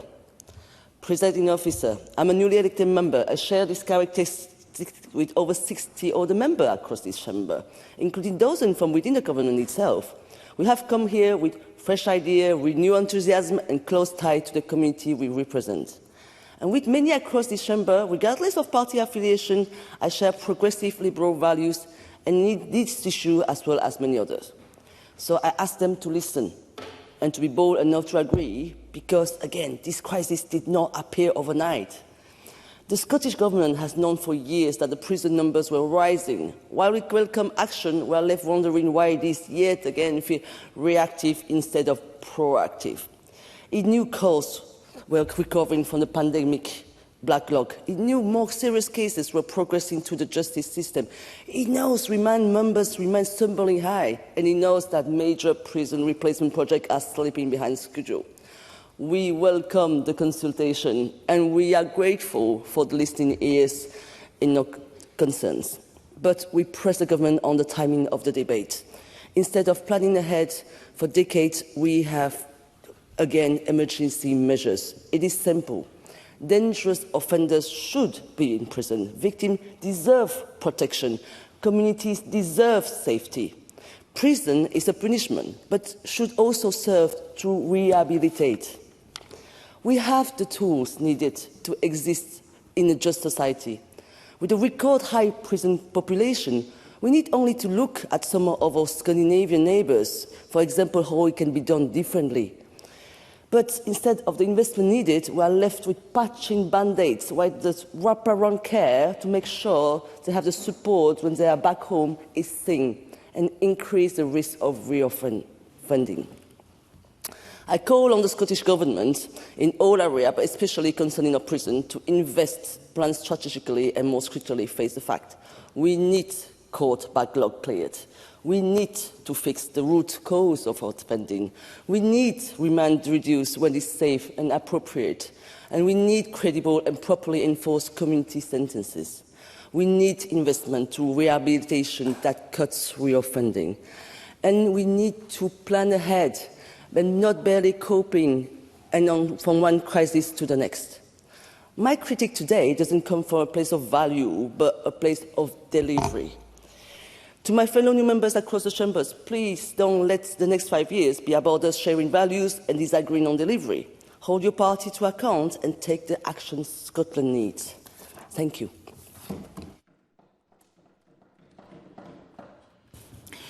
We now move on to the open debate. Alan Smith, to be followed by Kate Campbell. Alan Smith, up to 5 minutes. Thank you, Presiding Officer. I would warmly commend the Cabinet Secretary on his statement today. It was a brave statement. It's proposed some bold action, but it's also made the biggest admission in modern politics. It's admitting that what we're doing needs to change. That in and of itself is a significant step, and it's a significant step the Minister's taken today, and I do welcome these measures. Because there is a context to this, and as EP2 Survey said just there, this didn't happen overnight. But the prison population is changing, and is changing as society changes. Let's remember that recorded crime is down 49% from 1991. We are living in a safer, happier, more contented society. It just sometimes doesn't feel like it. I will give way, Steve. Stephen Kerr. So Alan Smith has started his speech talking about the admission that we didn't quite hear, but I take Alan Smith's point. But the comment about being a safer society, violent crime is up. Sexual crime, the highest since 1971. For many people in our society, this is not a safer society. We do not accept that the focus of our attention should be on those violent crimes, those sexual crimes, that organised crime, which is on the rise. Alan Smith. Overall recorded crime is down 49% on 1991. And I said myself, you can read the official report, it sometimes doesn't feel like it. And that's where the rest of my speech will be of great interest to my colleague, I dare say. The length of custodial sentences within Scotland from 2015 is up 37%. So there is a change in sentencing that's occurring as we see significant and organised crime particularly taking effect on those numbers. But we do have an issue with the prison population that we need to deal with right now. And as other colleagues have said, prisons deal with the end of the process. Prisons deal with the end of the chain. I'm very drawn to much more aggressive upstream measures to reduce offending in the round, to reduce the number of people ending up in the court service. So we do have too many people imprisoned on remand. I think that's one of the most significant changes that we can see fast in the prison population right now.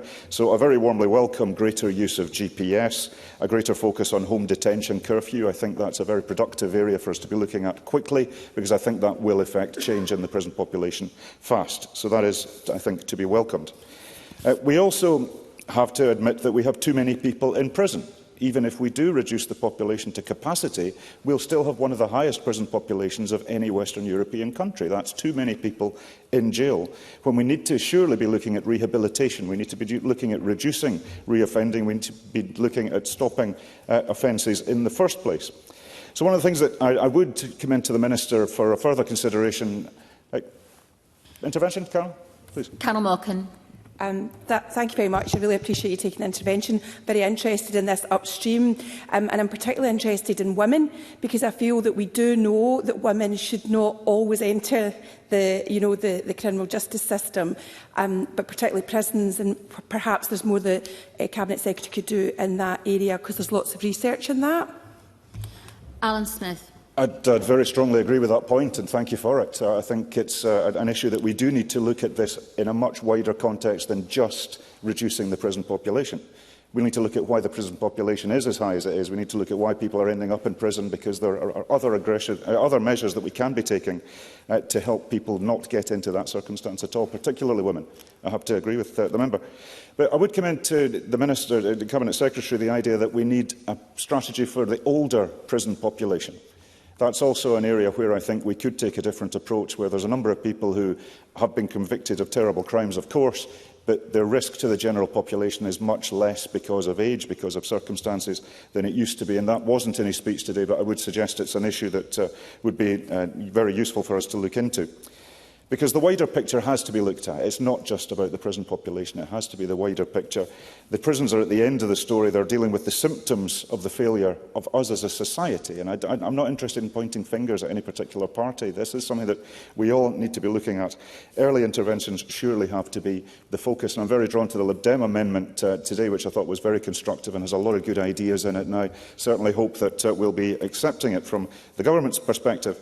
I was a director of Turning Point Scotland, Scotland's biggest social welfare charity for a number of years. I'm not anymore. And we commenced an initiative 15 years ago now called Housing First. It was a way of dealing with homelessness primarily, but it was also about dealing with people who were in and out of the justice system in one form or another, and it gave people secure accommodation with essentially assisted living, supported living, mentoring, and the reducing reoffending rates was spectacular. Also dealing with addiction misuse and making sure that homelessness wasn't a problem as well. There are things that we can do. There are things that Scotland's very good at on this. Amanda Bland. Sorry, that sounds like a really interesting idea. Oh, sorry, that sounds like a really interesting idea that you're saying about the turning point. Why wasn't that put in place, that interesting idea, for 19 years in SNP government? I'm not understanding it. Oh, it is, right. Sorry. Alan Smith, I think the Chamber's designed so that speakers speak through the chair, and that means the microphones work. So if you face this way, then your microphone should work. So thank you. Alan Smith. I'm grateful to Amanda Bland for her comment. She's been a good colleague on the Criminal Justice Committee and, as ever, a sensible question. Turning Point Scotland is a charity. It's independent of government. It's not a government initiative, and it did happen 15 years ago under an SNP administration with SNP support. But I think it's an example of what we could be doing if we look at the bigger picture. And I think we're in danger of missing a trick, colleagues, if we just look at the prison population in itself. There is a wider agenda that we need to take good note of. So I welcome the fact that we are taking steps to reduce the prison population, but there needs to be a wider discussion about this. And I think we're all agreed on that. Criminal justice, community justice as well must be expanded. We do see that community payback orders, the statistics are clear that for those who are reoffending, if they've had a custodial sentence, it's 42% reoffend within a year. It's 28.6% if they had a community payback order. So alternatives to custody do actually deliver better reoffending rates. Now, I would say that's still too high, but there's still something there for us to be looking at. So I do welcome this debate today. I do welcome these measures. I look forward to participating from the Criminal Justice Committee with them. But there's an issue to be dealt with now, and it's good that we're taking steps towards that. But there is a wider discussion that we need to be having. And I was very drawn to Maggie Chapman's contribution there about examples from other countries. Norway, the Netherlands and Estonia have taken dramatic steps to not just reduce their prison populations, but to look at the wider picture. And certainly from the Criminal Justice Committee perspective, we'll be looking at those in very detailed ways going forward. Thank you, Presiding Officer. Kate Campbell to be followed by Catherine Sangster. Kate Campbell, up to 5 minutes. Thank you, Presiding Officer. So last night when I was looking at the amendments, I did think we all pretty much want the same thing, and actually hearing the contributions today, I'm even more convinced that there is much more that unites than divides us on this topic. We all want fewer crimes committed. We all want our communities to be safe. We want victims and survivors to be respected, protected and heard. We want fewer people in prison because there are fewer crimes being committed, and because fewer people are being held on remand, and because fewer people are reoffending. And we want more people getting community sentences. We want less crowded prisons, which are safer for inmates and prison officers, and create space for successful rehabilitation. And we want less money spent on incarceration so that we can spend more money on things like prevention and rehabilitation.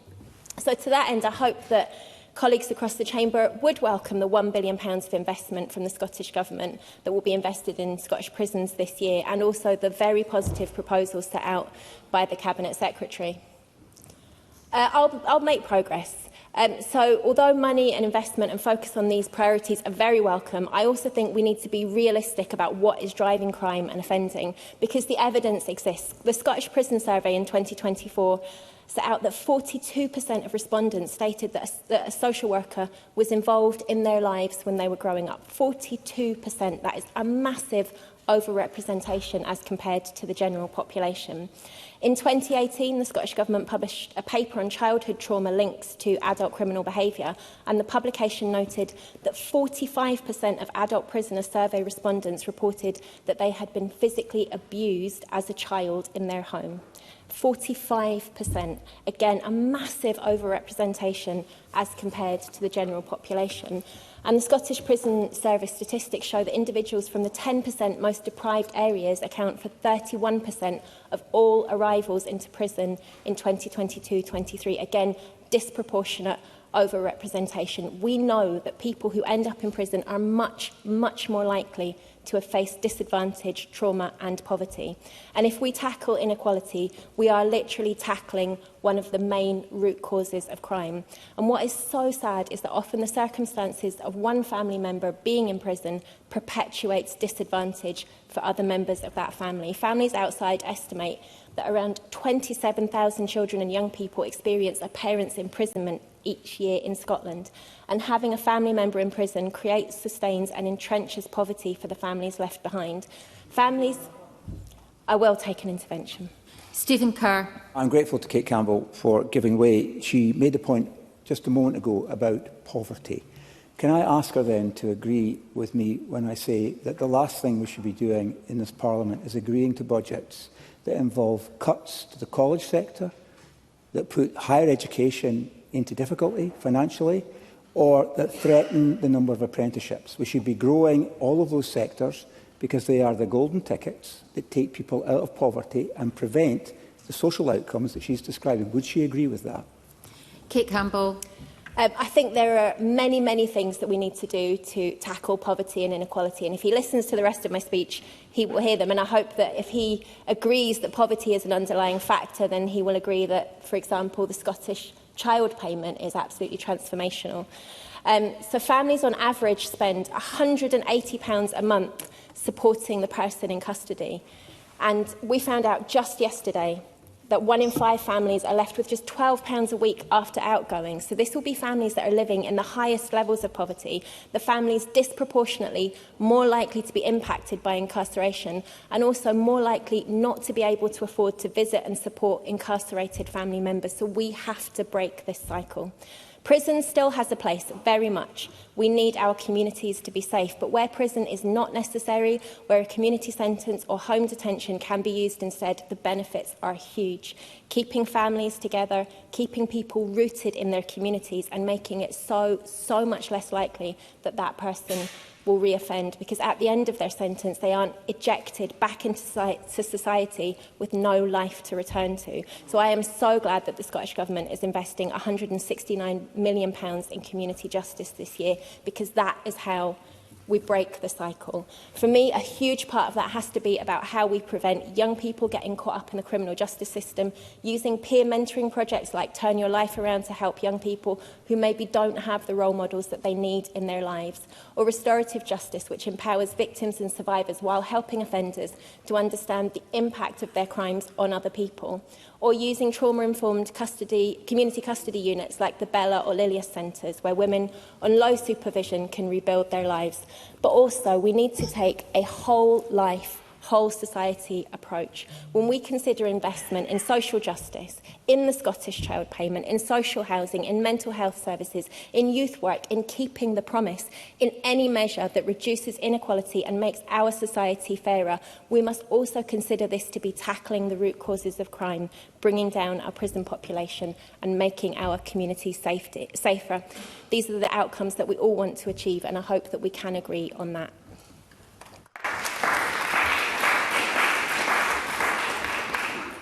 Catherine Sangster to be followed by David Linden. Catherine Sangster, up to 4 minutes. Thank you, Presiding Officer. There is no doubt that Scotland's prisons are under immense pressure. Once again, we've reached a record prison population, and as we've heard, we're 800 circa over capacity and heading upwards. This should concern us because of the impact on prison staff, who are working under increasingly difficult circumstances. It should concern us because of the impact on prisoners, many of whom are not getting the support and the rehabilitation they need. And most of all, it should concern us because of what it says about the ability of our justice system to deliver effectively for the people of Scotland and keep them safe. Public confidence in our justice system matters. Yet the evidence suggests that confidence remains stubbornly low. Many Scots do not believe that the sentence fits the crime, many do not believe that cases are dealt with quickly enough, and despite years of reform and investment, public attitudes towards the justice system have changed little over the past decade. 3/4 of Scots say that they know only a little or nothing about how our criminal justice system operates, and only about a third believe that the system delivers sentences that fit the crime. At the same time, people can see that our prisons are overcrowded, they see the headlines about emergency measures and early release schemes, and they can see a system that appears to be under strain. If the public are not confident that those who should be in prison are in prison and serving the sentences handed down by the courts, it becomes much harder to build confidence in the wider justice system. That matters because public confidence is essential if we are to secure support for the changes that many experts believe are necessary, and most of us here are in agreement should be done.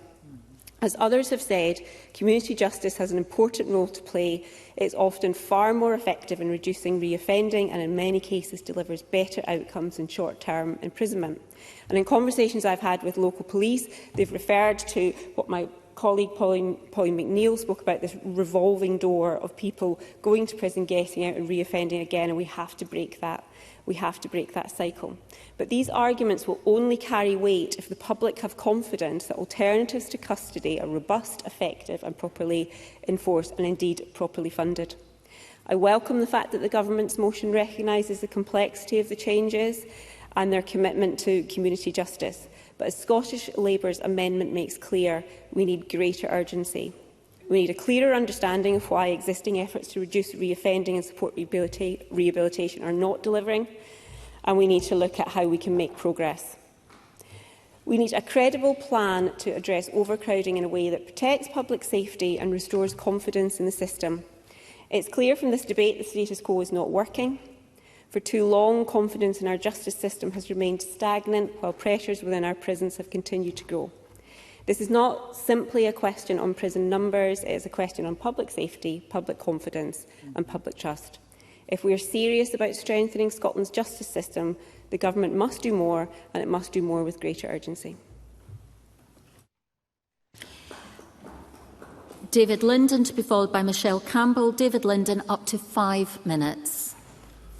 Thank you very much indeed, Presiding Officer. The first time that I was in Barlinnie in 2008 as a caseworker, I never imagined that years on I would be the local member of the Scottish Parliament representing Barlinnie and overlooking justice policy. And so I really have thoroughly enjoyed the first few weeks of Parliament, looking specifically at criminal justice and understanding better the context as to how we've got to where we are at the moment. And to put that in context, in Scotland we have roughly 177 prisoners per 100,000, and we compare that to our European neighbours, for example the Netherlands, where it would be around about 54 per 100,000.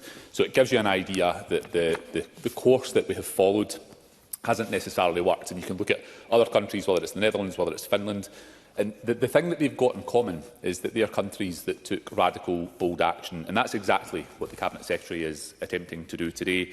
And I would hope, as we are all policymakers, that people have actually read the report that was published earlier this year from the Scottish Sentencing and Penal Policy Commission, because many of the things that the Cabinet Secretary has outlined today as measures are contained within that. He is following the evidence, and I think as he does so, he deserves the support of this Parliament. Now, there are challenges that I would raise with the Scottish Government, particularly around about remand, which other colleagues have raised. 1 in 4 prisoners currently in the prison system are on remand. They've not been tried, they've not been convicted. The latest figures that I have seen suggest that 33% of the population at HMP Barlinnie and Ridley are on remand. And so I guess my question for the Scottish Government is that as we pursue the measures that have been outlined by the Cabinet Secretary, and I think we should, my big concern is that we then have the wraparound support that is going to be required for when people come out of the prison gate, because early in the process of joining the Criminal Justice Committee and doing background reading, and indeed taking evidence from HM Inspectorate of Prisons, it is clear that we need to be setting people up to succeed, both when they're in the prison system, but also when they come out. So that relates to things like addiction support, health support, making sure that housing is in place. And I hope very much that the Cabinet Secretary can count on his colleagues across government to make sure that we mobilise every aspect of the state, so that when we come to these release measures, we're not seeing people back in the system. And I guess my final point that I want to raise, we, as a result of Mr Adams joining the Parliament today, and I warmly welcome to the Parliament and wish him every success for the 5 years that he's here. But Mr Adams' entry to Parliament means that there are now a majority of members in this place who are here for the first time, and that gives us an opportunity to perhaps do things slightly differently. And so my plea to other members will be, let's follow the evidence on this and let's give the Cabinet Secretary our support as he tries to take this through, and try and resist the temptation, colleagues, to do the shock jock comments to the Daily Mail and the walking and talking videos outside the Parliament, and let's actually follow the evidence and ensure that the policies that we implement mean that the prison population starts to fall, as it did in Finland, as it did in the Netherlands, because they took bold, radical action, and that's exactly what the Scottish Government is proposing. Michelle Campbell to be followed by Fulton McGregor. Michelle Campbell, up to 5 minutes. Thank you, Presiding Officer. I bring attention to my register of interest as a nurse in NHS Greater Glasgow and Clyde. As outlined in today's motion, we recognise the scale and complexity of the current prison population, and we recognise that the design and operational capacity of the estate has caused significant challenges. I welcome the contributions that we've heard so far, and I'm sure some of the themes that I speak about will probably be quite similar. But that's good because it demonstrates that, cross-party, we're having similar thoughts of where this needs to go, and that's always a good thing as well. Although I do welcome the comments made by my colleague David Linden about being bold in order to have those radical changes that we need. The SNP and Government is investing £1 billion in Scotland's prisons in this financial year.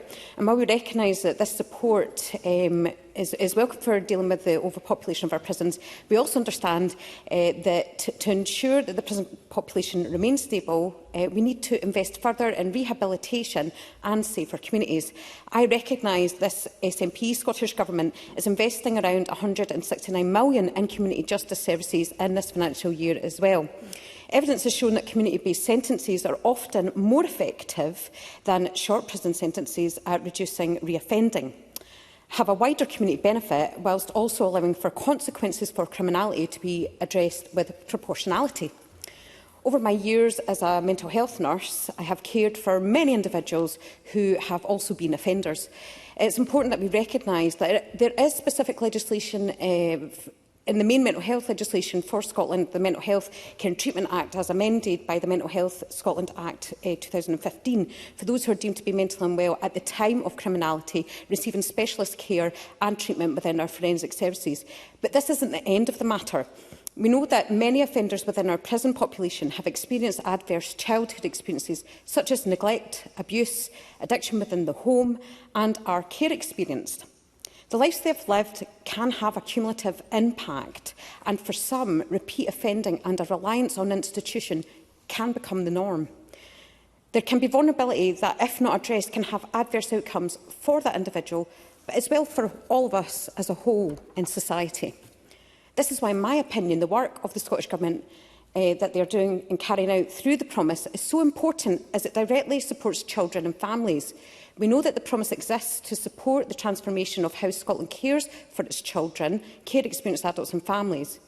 While we cannot change the past for individuals already in the justice system, we must recognise that the appropriate trauma-based support, family intervention and nurturing relationships that the promise seeks to provide were not available for many who have already offended. We must also recognise that there are bad people who do bad things. For serious crimes and those who pose the highest risk, prison sentences and remaining in prison in the most severe of circumstances can be the most appropriate action and outcome. However, for low-level offenders where the risk can be reasonably assessed as low or reduced on a case-by-case basis, allowing them to remain connected to differing support services within an appropriate community setting while still remaining accountable for their actions and mitigate against reoffending could be more beneficial for us all in society. I'm willing to give way. Stephen Kerr. I'm grateful to Michelle Campbell for giving way. I hope she will agree that, given what she says, and she's making a good speech, that the concerns of victims must be at the heart of any of these programmes she's describing. Because there's nothing more terrifying for someone who's been a victim of crime than to see the perpetrator back in that community as if nothing has changed from the viewpoint of the victim. Therefore, does she agree that victims must be at the very heart and centre of our justice system? Michelle Campbell. The member is getting ahead of himself with my speech. I will be addressing the point about victims within my speech, so if you would be willing to allow me to go on to that point, I will get to it. Thank you. To show that we are serious about creating safer communities and reducing reoffending, we must continue to invest in trauma-informed services, both inside and outside of our prisons.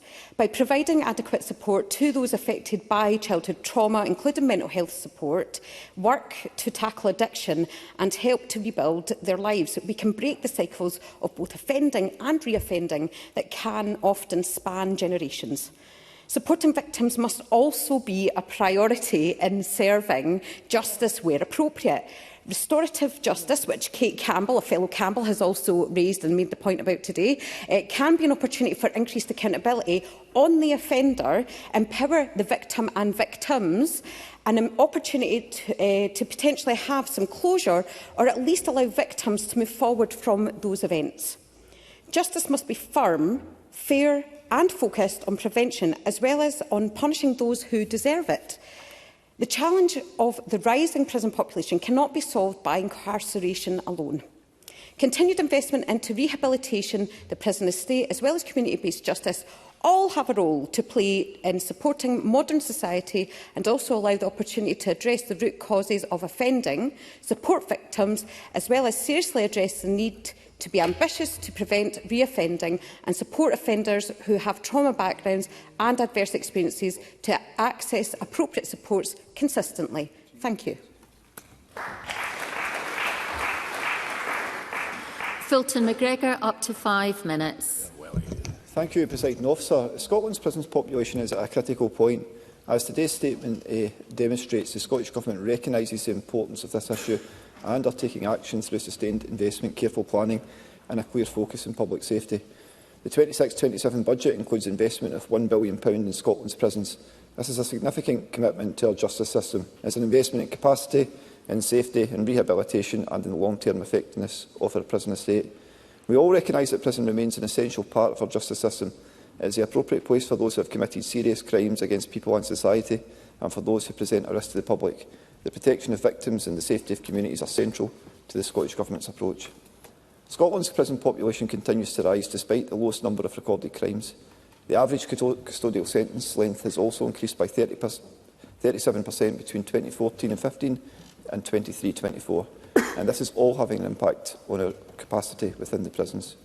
The Scottish Government has taken action to strengthen the justice system and support public confidence. The Government are also clear that public safety remains the highest priority. Changes to the early release scheme do not apply to those serving long-term custodial sentences of more than 4 years, for example. They do not apply to those serving sentences for domestic abuse or offences of a sexual nature. The protection of victims clearly remains central to decision-making. However, Presiding Officer, I want to focus the remainder of my remarks on the role of community justice as a sustainable response to this situation. And I know, Deputy Presiding Officer, you'll know my interest in that, as yours, when we were both members of the Criminal Justice Committee.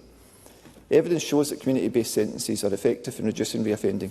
They support accountability while helping people address the causes of offending behaviour. They contribute to safer communities and fewer victims. And that is why the Scottish Government is investing around £169 million in community justice services in 26-27. But is that enough?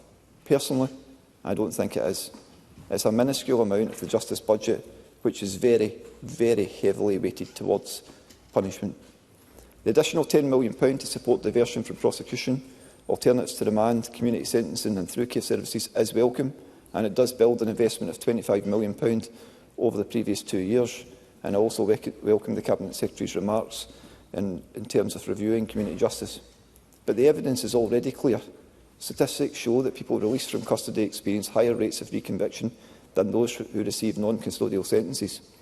For the 22-23 cohort, 42.5% of those released from custody were reconvicted within a year. For those given a community payback order, the figure was 28.6%. These figures demonstrate the value of effective community interventions. And community justice, Presiding Officer, is not such soft touch. It is fair, proportionate, trauma-informed and benefits all of society, not just the offender. It's an approach that is balanced, evidence-led and focused on long-term outcomes. And for those who should and must serve a custodial prison sentence, that sentence itself should provide an important opportunity to address offending and health inequalities and improve health outcomes. We must put the resources in here to try and stop the cycle of the same people coming in and out of prison. Presiding Officer, when I was first elected to this place 10 years ago, I had been working as a criminal justice social worker at that point, and I came here thinking that Scotland was very much on a path towards a more community justice, rehabilitative model, like many of our European neighbours that have been mentioned already. However, sadly, we are not making quick enough progress in shifting this balance. And I have to be blunt here, until we stand up to the rhetoric of the political right in this chamber, then we will always be spending billions on prisons and trying to outdo each other as who is tougher in crime, money that could be spent on hospitals and other things for our communities. I will take Stephen Kerr. Stephen Kerr. I'm grateful to Fulton McGregor. I'm really confused by his objection to the idea that we should invest in the prison estate. I mean, the reason we're having this debate at all is because the prison estate has not kept up with demand. And I already intervened on the Cabinet Secretary for Justice to point out that ministers have failed to plan. Ministers have failed to make decisions. So surely to goodness he's not expecting us to continue with the Victorian-style facilities that we have in our prisons, because they are not conducive to the rehabilitation that we all would like to see prisoners make and return to society. I thank Stephen Kerr for that intervention, but he knows fine well that's not what I said. I do welcome the investment in our prison estates. What I'm saying is the money that's in the criminal justice system, the balance and proportion of that should be more weighted towards community justice, and that's a view that I've held, and Stephen Kerr or nobody else on the Tory benches will change my mind on that. Presiding Officer, there is a better way, but it will take strength, determination and a lot of work to achieve it. But the rewards will be great: a happier, more just society where the cycle of offending is effectively interrupted and our jails and prisons are kept for the most violent, dangerous and serious of offenders. Thank you, Presiding Officer. Thank you. We now move to closing speeches, and I call on Yipe Chow Turvey. 4 minutes, please. Thank you. No, it's like the phone companies, if that's easier to remember. Presiding Officer, just this week I spoke with the family of a man who was released on licence to serve his sentence in the community. He's been tagged with an electronic device. He must stay within the 4 walls of his house from 7 p.m. every evening to 6 a.m. every morning. He cannot leave his local authority and can travel only for work and social purposes. He must serve 300 hours of community services and pay a £3,000 fine. He admitted guilt. It was an act of violence and punishment is appropriate. But we agree with the Scottish Government that to assume prison is the panacea for all crime is to simplify the most complex of issues. As my colleague across the chamber emphasised today, the aim of our justice system is twofold: to punish, and to rehabilitate. In this instance, a prison sentence would have surely led to this man losing his home. To serve a custodial sentence would have meant that he was unable to work, unable to pay his mortgage, and as a primary carer for his children, a prison sentence would easily have resulted in greater pressure on children and family services at cost to our public purses and to the detriment of the young people involved.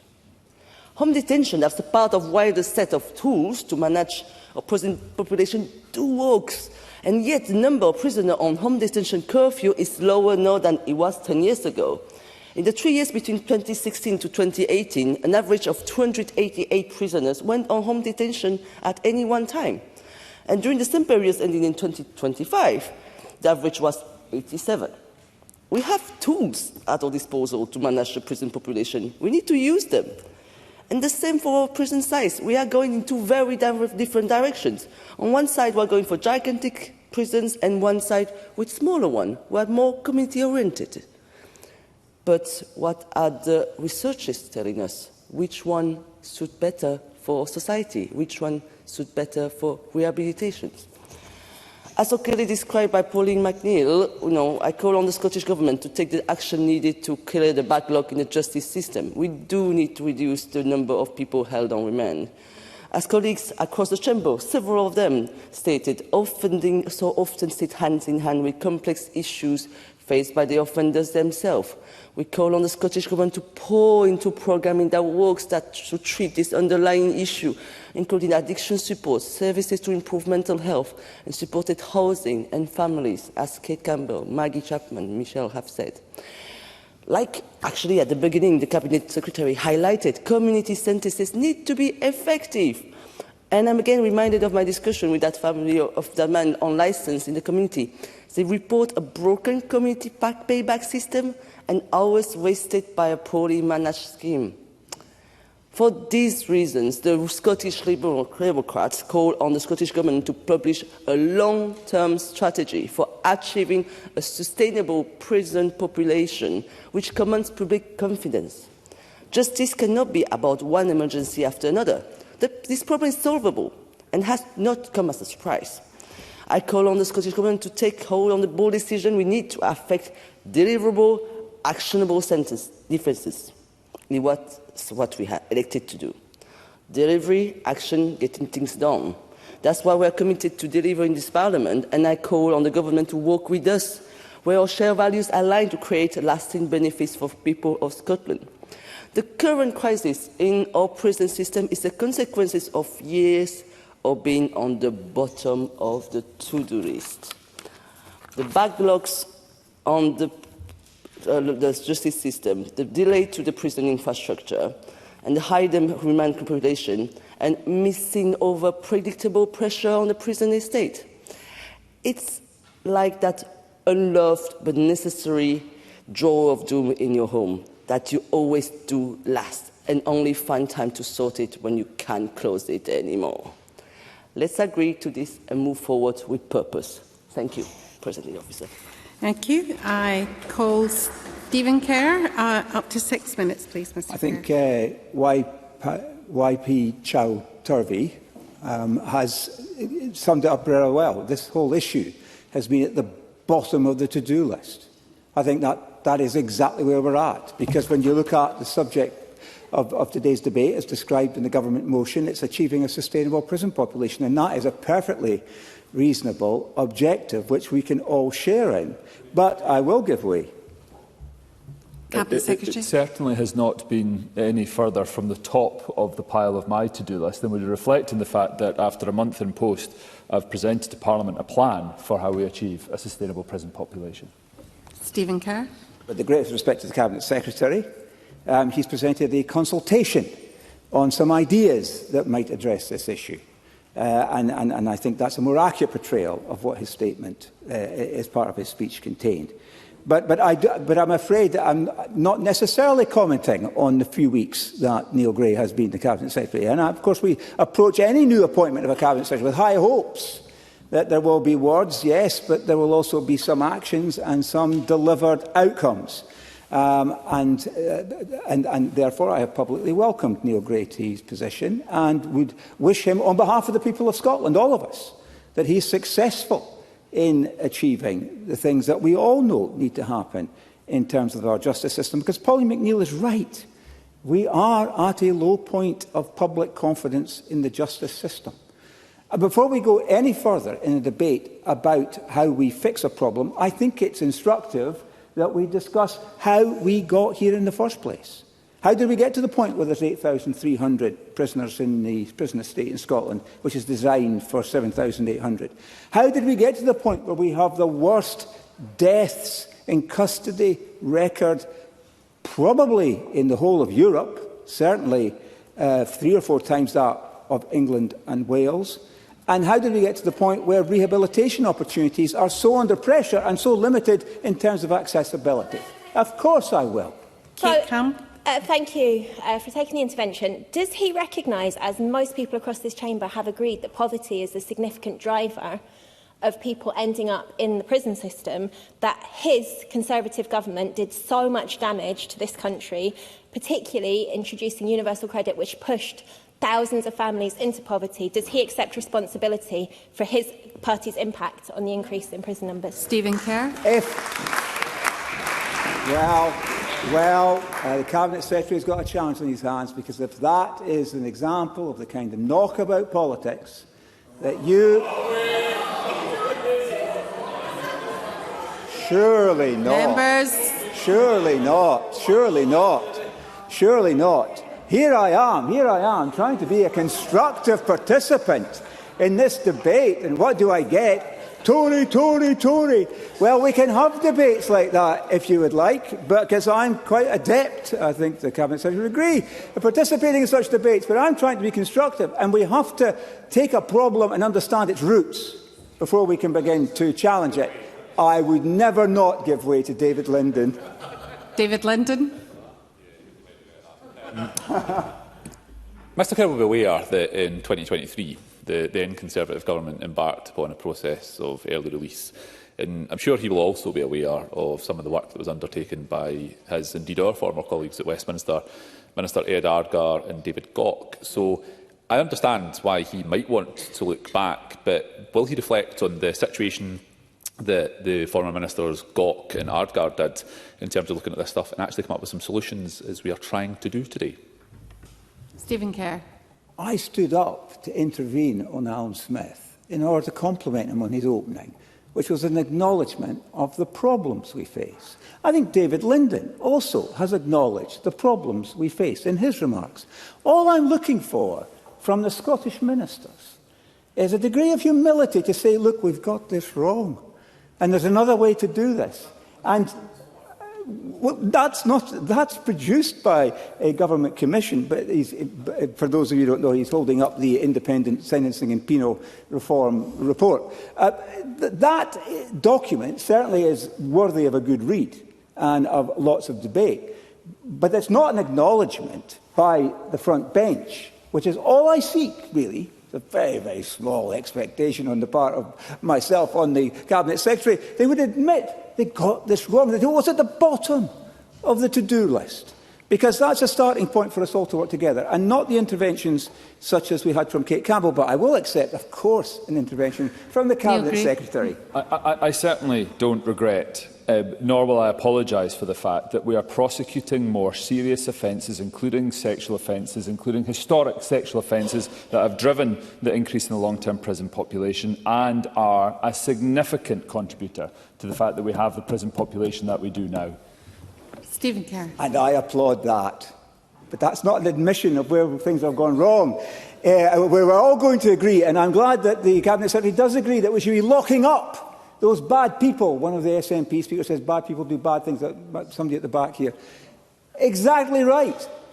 Tough. Let's be tough on criminality, particularly serious crime, violent crime, sexual crime, organised crime. Let's throw the book at the people in our society who are causing the misery that these types of individuals cause. But let's not run away from the realities. And the realities are contained, and I draw the attention of my colleagues to a letter dated the 12th of September 2025 from HM Chief Inspector of Prisons in Scotland, which is one of the starkest letters that I have ever read from one of His Majesty's inspectors of anything in relation to the prison situation, because it is such a call to action that none of us who read this letter, September the 12th, 2025, should turn our back on what it contains, because it basically says to us that we are presiding over a situation that is worse than a third world prison system.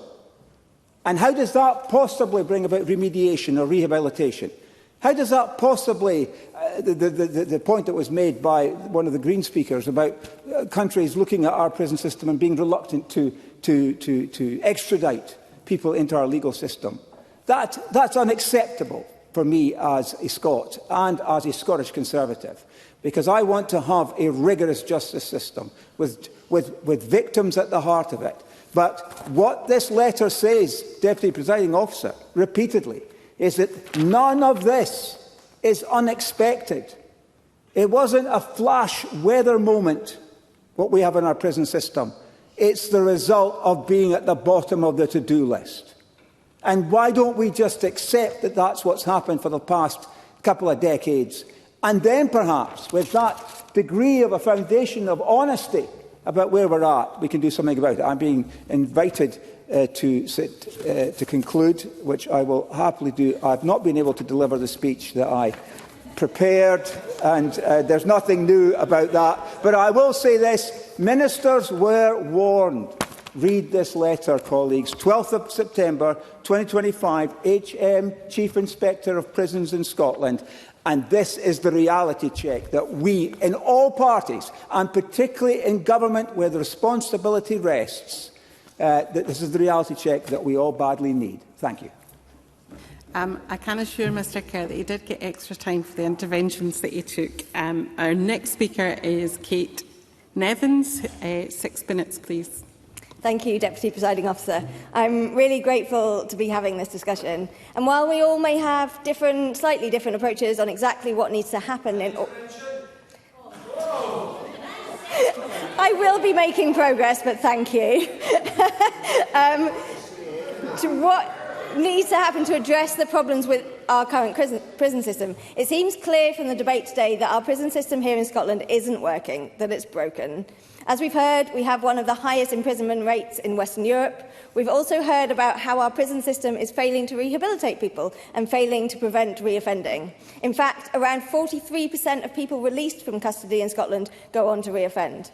A problem that is further exacerbated by the huge issue of overcrowding, and as the Cabinet Secretary mentioned, that makes it difficult for prisons to engage everyone in activities that help with rehabilitation, such as exercise, education, employment and training. We urgently need to be rethinking our approach and moving away from a costly and failing system that centres punishment towards a system that centres harm prevention and safety. Investing in alternative, victim-focused, restorative and community justice systems that have been mentioned by many of my colleagues for those who do not pose an immediate threat to society. Focusing much more on prevention, including addressing the kinds of inequalities that lead to some communities being far more likely to end up in prison than others. I will give way on that point. To Kate Nevins Stephen Kerr. For giving way on that point, because fairly or unfairly, I think a view has been attributed to her about the future of prisons. But given the rightful claim that the Cabinet Secretary made about our ability to imprison bad people, hardened criminals, serious criminals, people who commit sexual crimes, people who are involved in organised crime, does she agree that there's a very important place for prisons within the justice system? I thank the member for their question. It was not unexpected.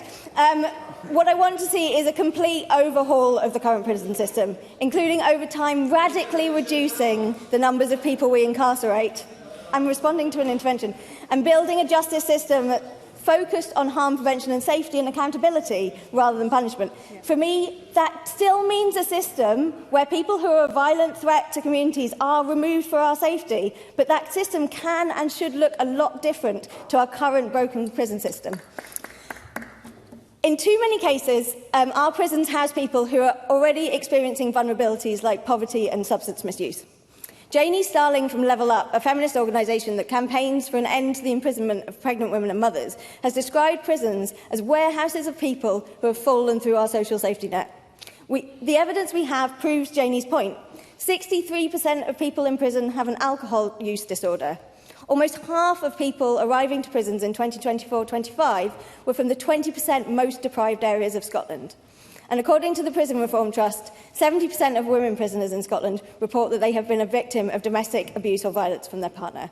And I want to thank Carol Mockham for bringing up women in prison. Women are also far more likely to be imprisoned for shoplifting than men. So we have vast inequalities reflected in this system. If you go into prison vulnerable, you're likely then to come out the other side with those vulnerabilities multiplied. UK-wide, the statistics suggest that if you go into prison with a substance misuse problem, you're 7 times more likely to experience an overdose when you come out. If you go into prison as someone experiencing housing insecurity, you're far more likely to become homeless again on your release. And you'll likely have lost what community support circles you had pre-prison. And that's why Greens have called for all prison leavers to go into housing first on discharge, with safe accommodation packaged together with appropriate support, making sure that everyone has access to... Yes. Michelle Campbell. Thank you. I do apologise because you're right in your groove with what you're saying there, but it's just in terms of, additionally to the point you made, in terms of, I just wanted to add and ask a question regarding employment. Does the member agree that also, in particular with short sentences, that can interrupt and make it a more destabilising environment for the individual, and that is also not good for society at large? Thank you. Thank you, Michelle Campbell. I absolutely agree, and we need to be doing all that we can to help people rebuild their lives with those things like employability services and make it much less likely that they will find themselves in the same position again. Sorry, I'm facing the wrong way. We also need to be sending far fewer people to prison in the first place. We've heard a lot about this today. Expanding presumptions against short sentencing, reducing the use of remand in custody, which Yipe Turvey's amendment mentions very well, creating a presumption against the imprisonment of pregnant women and women with young children, and expanding those alternative, restorative and community options for non-violent crimes. In short, we should be using prisons as a last resort rather than a first response. In the final report of the Independent Sentencing and Penal Policy Commission set up by the Scottish Government in 2025, they argued that short prison sentences are not effective at reducing reoffending and often destabilise lives by disrupting housing, employment, treatment and family ties, and that community sentences offer a far more effective route to rehabilitation. And we've heard a number of members this afternoon talking about exactly that, the importance of community justice approaches. As we've heard today, prisons are expensive, costing more than £52,000 per person per year. If we reduce the prison population by 40%, which the Netherlands have shown us is entirely possible, that would free up £180 million that could be transformative for victims and community safety. We should instead be properly investing in victim support programmes, rape crisis and shelters who are providing vital support at a time of massive funding cuts. More prevention programmes that support marginalised communities for whom prison sentences are far more likely, like for care-experienced young people, communities experiencing high levels of poverty and racialised groups. And start to tackle the underlying social and economic inequalities that cause people to end up in prison, investing not more in prisons but more in homes, in schools, in youth work, in addiction services, in hospitals, in community health services as part of a transformative justice approach. To close, Presiding Officer, where we stand on this issue depends on what we think the justice system is there to do. And as University of Strathclyde's Professor Mike Nellis has said, there is a price to be paid for confusing pragmatic and justifiable responses in the here and now, because they are available, with the longer-term pursuit of a safer society. If we want a safer society, we need to start collectively reimagining what our justice system looks like and building new systems that centre victims and the prevention of harm. Thank you. I call Mark Simpson, up to 7 minutes, please. Thank you very much, Deputy Presiding Officer, and welcome to the new member from North East Scotland to the Chamber. A couple of weeks ago, one of my first actions as a Reform MSP was to visit HMP Grampians, so I have a particular interest in this topic. I had a good chat with the Governor when I was there.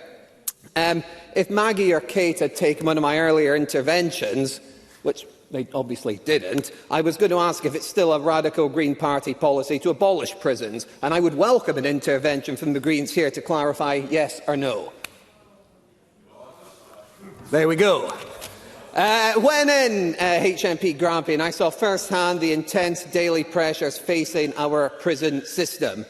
Chronic overcrowding, serious staff shortages and the constant challenge of managing a revolving door population.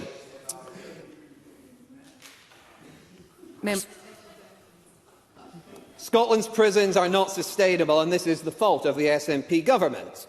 The latest reconviction statistics make this brutally clear.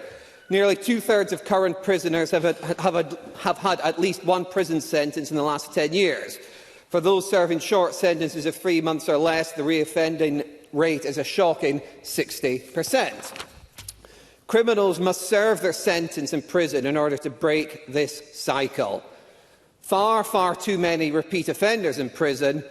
This has become a normalised process for them, and it's not become actual punishment. It's become part of their reality.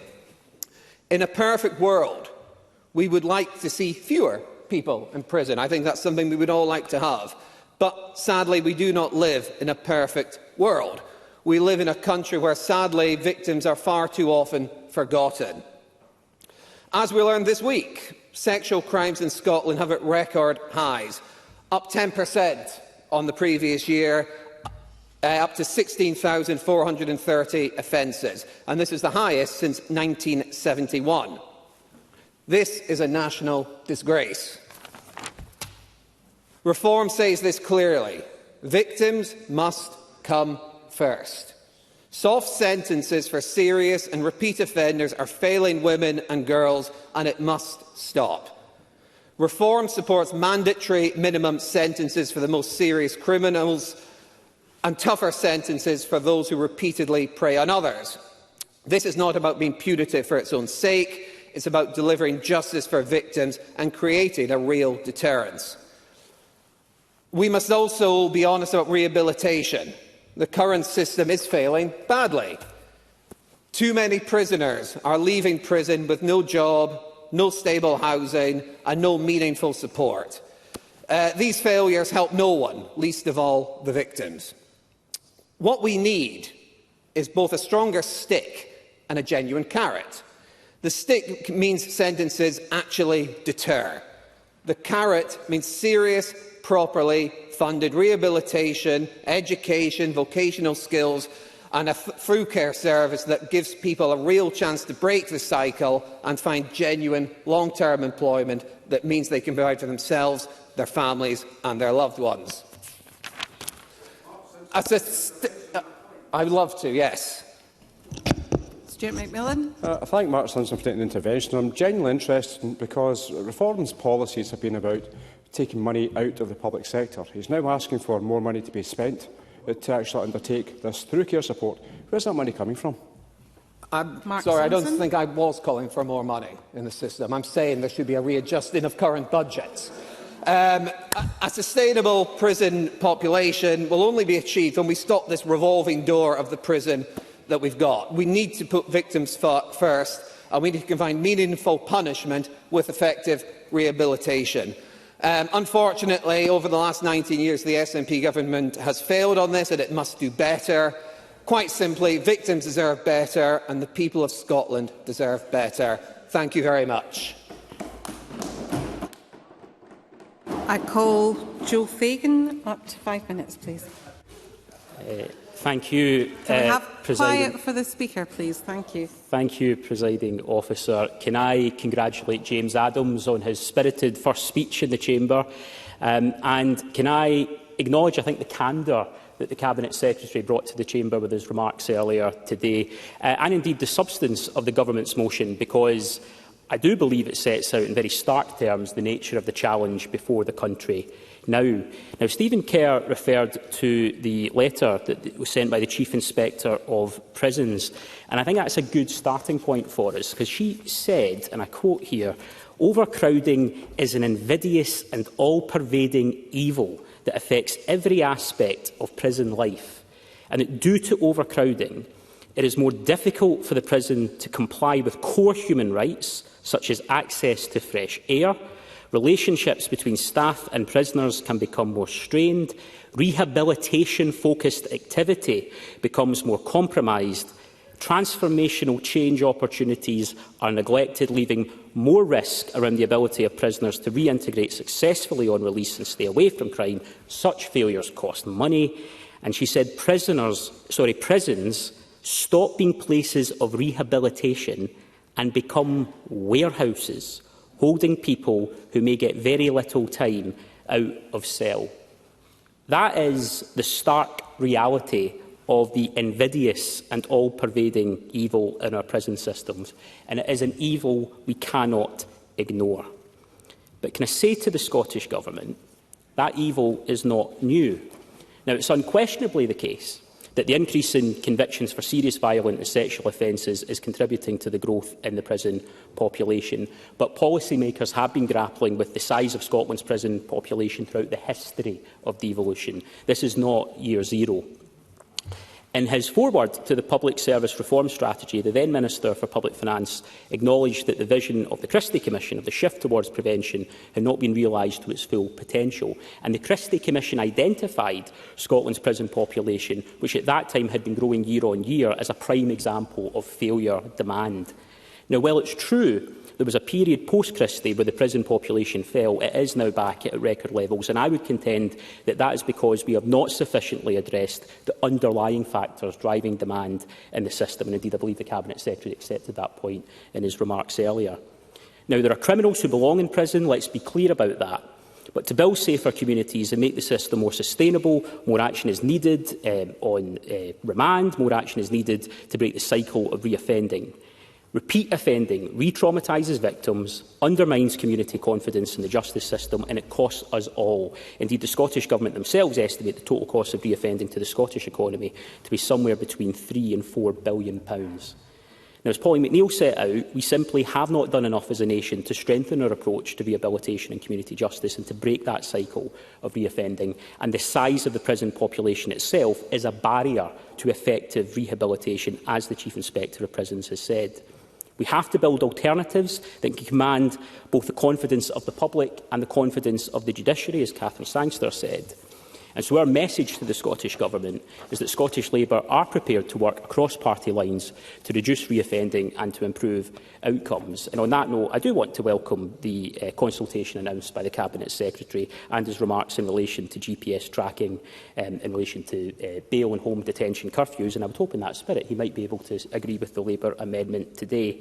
Can I also just acknowledge, I think, a very insightful contribution from Fulton McGregor on community justice. It's not soft touch, and if it is proportionate and well-resourced, it is an important part of our justice system.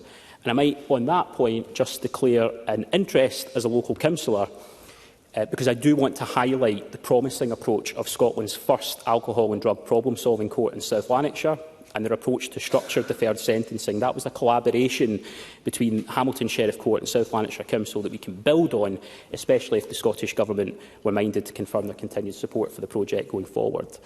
But this time, things have to be different. On the dashboard of indicators in front of us that tell us something is going wrong with our public services, the prison population has been flashing red for far too long. And I want to conclude with this. The theme of avoidable, preventable failure demand is a common theme across our public services, whether we are debating delayed discharge, the housing emergency or the stubborn gap in healthy life expectancy. There has been a chronic implementation gap, a mismatch between the ambitions of government and the outcomes we achieve. And that's not just my view, it's the view of Audit Scotland. The government signals progressive intent, secures a mandate for progressive change, but fails to deliver the progressive outcomes that can transform this country. That is what has to change, and that is why this Parliament has to be different from the last. Call Cabinet Secretary Neil Gray. Presiding Officer, the sustained level of overcrowding in our prisons is posing an unacceptable level of risk and impacts on the ability to deliver rehabilitative work. And I very much welcome the speech there from Joe Fagan. Our population today is at 8,459 against a design capacity of 7,800. That speaks to the challenge that we are facing. It increases the risk of reoffending, creates a vicious circle with impact felt across the criminal justice system as a whole. And I again thank the dedicated frontline staff for their hard work. I hope that is the level of humility that Stephen Kerr has been looking for from me. I am saying that there is a challenge. I am pointing to the challenge and also seeking to point out the steps that I want to take to address it. I outlined the range of action the Government has taken with partners already, and I can assure Parliament that I will continue engaging with justice partners, with colleagues in this chamber on a regular basis to progress any action that help to alleviate the pressure faced by the system. I was really pleased with the debate today, Presiding Officer, pleasantly surprised, I may say. I think there has been a recognition on the scale of the challenge that we face, and I'm keen that we do learn lessons from countries who have had successes in reducing their prison population. I don't ask that can we spend millions on exporting prisoners from Scotland to Estonia. I ask, how did Estonia achieve their two-thirds reduction in their prison population over the last 20 years? And what steps did they take to achieve 50% capacity in their new jails? I have listened carefully to the contributions this afternoon. As I say, I found it incredibly constructive. I think Kate Campbell summed it up incredibly well when she said we are looking for the same thing. fewer crimes, fewer victims, fewer in prison, less crowded prisons and less money spent on incarceration. So I think there was a significant reflection on the problem and a refreshing willingness to engage in the proposals that I have set out. So I'll turn to some more of the contributions now. Polly McNeill, at the opening, again, I very much appreciated her clarity on the challenges that we face. She raised a point there around the public perception around transparency of sentences. I understand that. It's part of what we need to consult on. She will be aware that England and Wales are moving to a position where there is a third custody, a third monitoring and a third at liberty. And so that puts into context the situation that we are looking to bring forward in the consultation I have discussed. I also absolutely accept her point and the point raised by Stephen Kerr around deaths in custody. That is something that I will be engaging with. I will take away and we will discuss further. Amanda Bland's contribution, I absolutely recognise what she's saying about the escalation of serious sexual and organised crime prosecution. She will know from her background that provides significant additional complexity for our prison system to manage, not least in terms of the segregation of organised criminal gangs. And when we have the prison population where it is, that is incredibly challenging. When she spoke about capacity, I don't think that we can build our way out of this situation alone. We need to take steps around capacity, but what I'm also proposing is how we reduce the population as well. Maggie Chapman's contribution was absolutely right to set out that crime is not out of control. Indeed, she and Fulton McGregor pointed to the fact that crime rates, recorded crime rates, are historically on a downward trend. But incarceration is up and higher than the European average. That speaks to the challenge that we need to grasp. That point also contradicts some of the points made today that somehow the system prioritises criminals over victims. We are incarcerating more people per head of population than most of Western Europe. We have seen an increase in long-term prisoners over the last 2 years of 600, and we're seeing an escalation of average sentences of 37%. I disagree that we do not need any additional capacity. I believe we do, I must be frank.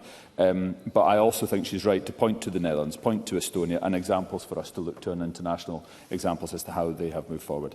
I welcome James Adams to his place. I congratulate him on arriving here in the Scottish Parliament, and I also offer through him my congratulations to Douglas Lumsden on his success.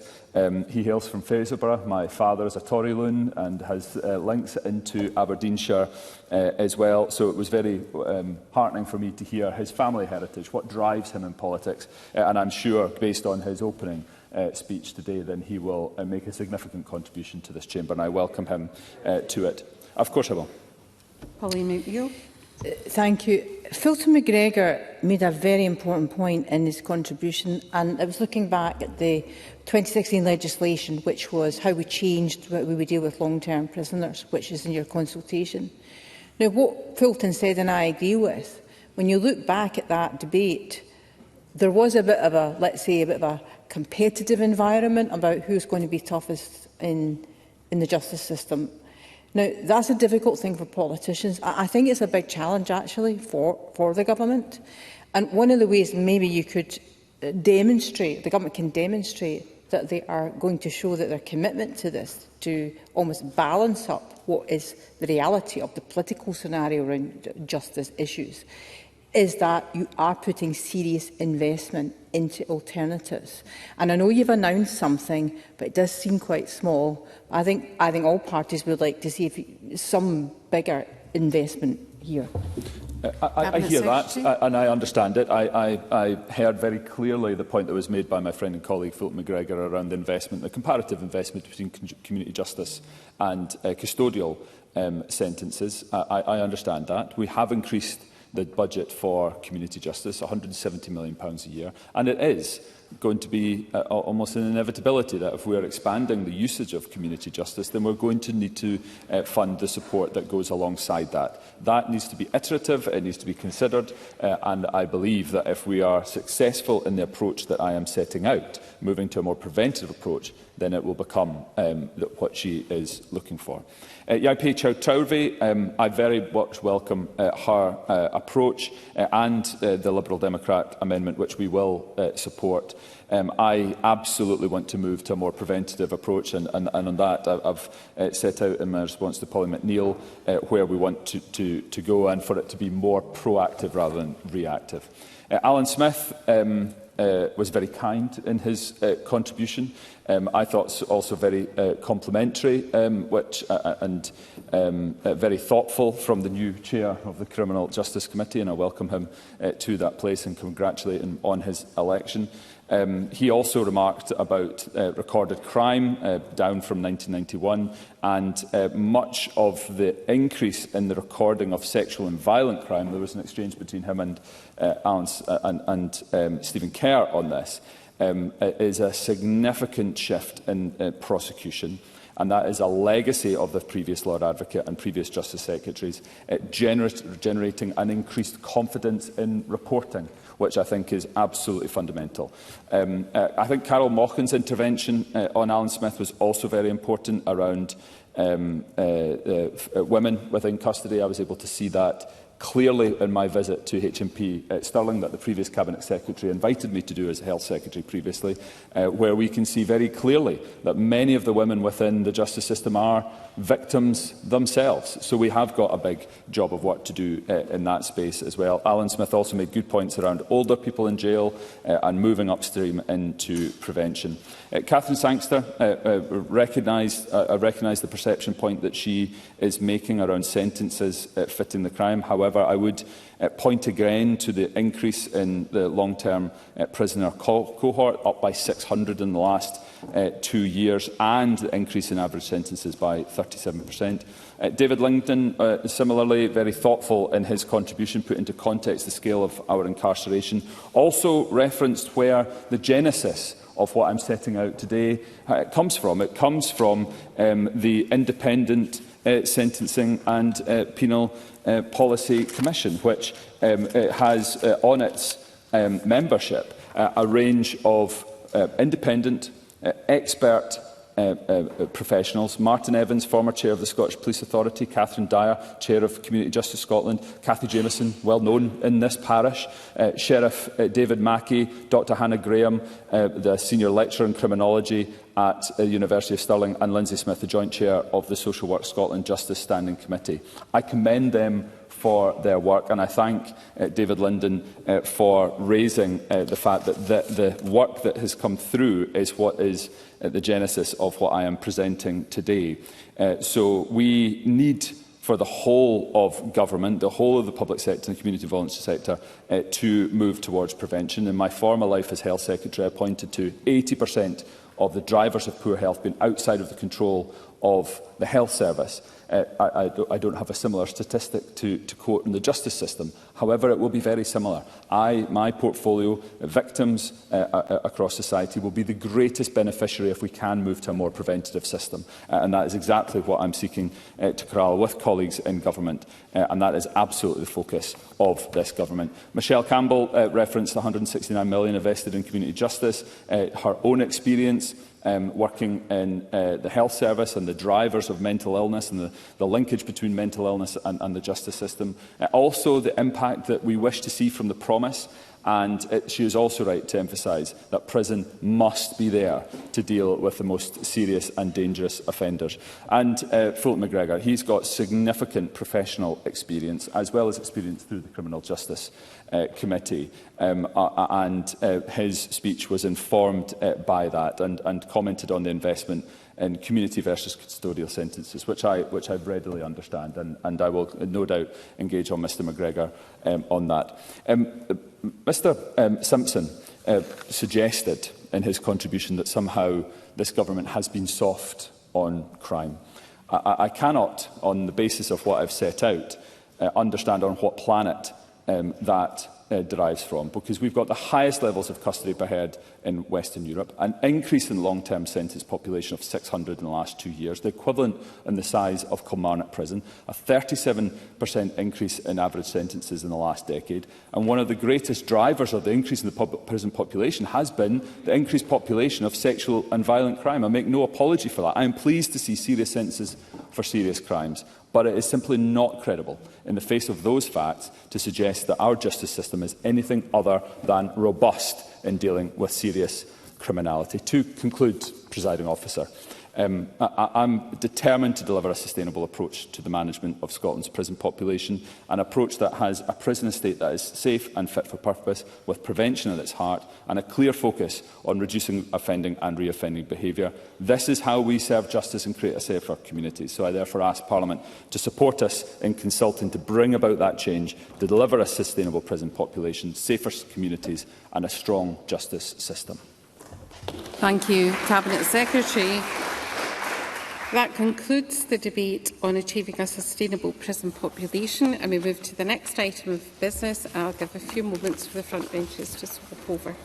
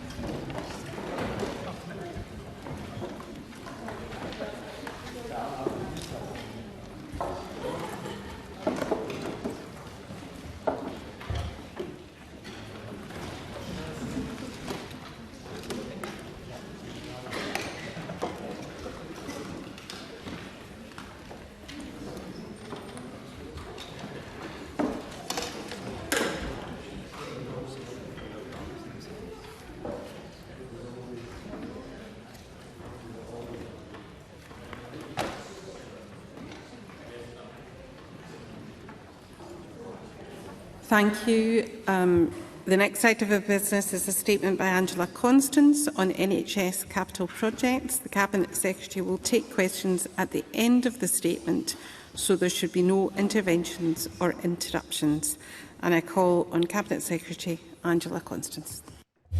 Thank you, Presiding Officer. I'm very grateful for the opportunity to provide an update to members on NHS capital projects, specifically on the current position and next steps for the Monklands replacement project. But let me begin by being absolutely clear. This government will deliver a new Monklands hospital. That commitment has not changed, and it will not change. However, having carefully considered the full business case submitted by NHS Lanarkshire, I cannot approve it in its current form within our current financial landscape. This is not a decision I have taken lightly. The case for replacing Monklands is well established. The current hospital estate is ageing. It presents ongoing operational challenges, and it constrains the delivery of modern models of care, and staff have worked in difficult conditions for many years, and they deserve better. Patients deserve better. There have been very active campaigns by members across this chamber to represent the views of constituents in Lanarkshire, including from my colleague Neil Gray and Fulton McGregor. And I fully appreciate the strength of feeling on the need for a new Monklands hospital. However, it is also my responsibility to ensure that major investment decisions are affordable, deliverable and aligned with the future direction of our health and care system. The proposal before us, with an estimated cost of around £2.1 billion, would represent an unprecedented concentration of capital investment in a single health project. For context, that would be an estimated £5 million per bed to deliver, and would exceed the cost it took to deliver Scotland's largest hospital, the Queen Elizabeth University Hospital, and the new HMP Glasgow. Proceeding in this cost envelope would significantly limit our ability to invest in services and infrastructure across the wider NHS. I have carefully weighed the opportunity cost against our objective for improving public services. It also raises important questions about the value for money. The current proposal is significantly more expensive than comparable programmes. Investment of this scale must be fully justified before it can be approved. Just as importantly, the current design is heavily reliant on large acute hospital provision. That is not the direction in which our health service is moving. Across Scotland, we are shifting towards delivering more care closer to home, strengthening community services, making better use of digital technology, and ensuring hospitals are focused on those who need specialist and complex care. To proceed with the current proposal would risk locking us into a model that does not represent the best use of public investment in the years ahead. Finally, the project is approaching a point where continued design development would lead to further cost escalation and reduce our ability to consider alternatives. It is therefore essential that we act now. Today, Presiding Officer, I am announcing that we will undertake a formal reset of the Monklands Replacement Programme. This is a reset and not a stop. This will involve pausing progression of the current design and commissioning a comprehensive redesign which will be led jointly with the Government, NHS Lanarkshire and partners across the west of Scotland. This is not a delay for its own sake, and we are not stepping back from our commitment. The new design will take a whole system approach, bringing together acute care, community services, diagnostics and digital provision in an integrated model. This work will importantly take place at pace from the summer, focused on designing a modern hospital with a more efficient footprint. And I recognise that this announcement will raise concerns locally, and I want to address those directly. First, we remain fully committed to building a new hospital at Monklands. Second, this is not about downgrading services. This is about delivering the right service in the right place. Core services, including accident and emergency, will be retained. Third, I recognise the challenges faced by staff and patients in the current hospital, and I can announce today that we will invest in addressing immediate infrastructure risks, including known issues affecting patient experience. And this will ensure that safe, high-quality care continues while the replacement programme is taken forward. And I also want to pay tribute to the staff at Monklands for their dedication, for their patience and professionalism. They have been waiting a long time for a new facility, and the project team has worked hard to progress this important project. And I am committed to working closely with NHS Lanarkshire to move this project forward at pace. And I am committed to ensuring the new Monklands Hospital plays a core role in designing how we deliver services in the future. That means ensuring Monklands acts as the blueprint for how we deliver better services in the community, building on the work being taken forward by our sub-national planning partnership. For example, I am very open to the prospect of Monklands not only being an acute hospital, but also delivering some specialist services for communities across the Central Belt and west of Scotland. Alongside the reset of the Monklands programme, we will use this opportunity to rebalance investment across the wider system. The scale of the original proposal would have concentrated a significant proportion of our capital budget in a single project. By taking a different approach, in addition to investing in services serving the people of Lanarkshire, we can invest more broadly. Central to this will be investment in community health hubs. These hubs will bring together services such as general practice, community nursing, mental health care, diagnostics and outpatient services in modern facilities closer to home. They will make it easier for patients to access coordinated care in a single place, reducing the need to travel to hospital. We have set out the first phase of investment in these hubs in Port Glasgow, Cowdenbeath and Lochgelly and East Calder. We will use those projects to deliver a standardised model for further centres, including in Hamilton, Cumbernauld, Edinburgh, Ayr, Kincardine, Inverness, Eastern Bartonshire and Glasgow. For patients, this will mean quicker access, earlier intervention and more care delivered in the community. For the wider system, it will reduce pressure on acute hospitals, allowing focus on those who need specialist care most. As part of this programme, I can announce today, specifically for Lanarkshire, that we will begin with a new GP walk-in facility in Lanark, transforming an old shop front and a retail park in the town centre into a new GP walk-in centre. We will also, of course, be delivering a new walk-in GP service and shops. By rebalancing our investment, it is also my intention that we will deliver on other NHS capital projects, which are priorities for communities across our country. For example, if there is further investment required to ensure the Beard and Anchor hospitals in Aberdeen can be delivered safely, then this is something that ministers will consider carefully. Under this reset approach, we will move at pace to complete the redesign over the next year and bring forward revised options by the middle of 2027. Subject to ministerial decisions, design will then progress with an ambition to begin construction in 2028. We will set clear milestones, including completion of the redesign, agreement of the final scheme and the start of construction. And we will ensure demonstrable progress within this Parliament. Presiding Officer, this is a difficult decision, but it is the right one. And I want to reiterate 3 key points. We will build a new Monklands Hospital.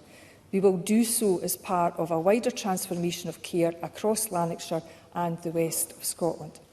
And we will ensure that this investment meets the standards required for managing public money by delivering the best possible outcomes for patients, staff and the people of Scotland. I commit today that this Government will work as quickly as possible with NHS Lanarkshire to ensure a redesign that is affordable, but crucially reassures the local community that vital services will not be lost or downgraded. I would be happy, Presiding Officer, to answer any questions members have today, but I will also be reaching out directly to offer a meeting with any local MSPs who may have further issues that they wish to discuss also. Thank you very much. There is a great interest in the statement, so I would request that people have succinct questions and hopefully succinct answers, Cabinet Secretary. And it would be helpful if those who wish to ask a question could press the request to speak buttons now. And I call Jackie Bailey. Can I thank the Cabinet Secretary for an advance copy of her statement? There is no doubt in my mind that the people of Lanarkshire and the hard-working NHS staff at Monklands Hospital will be bitterly disappointed with her announcement. It doesn't sound like a reset, it looks like an indefinite halt. So can she tell the Chamber when a new Monklands Hospital will actually be built? Secondly, the Cabinet Secretary answered a parliamentary question on the replacement GP practices.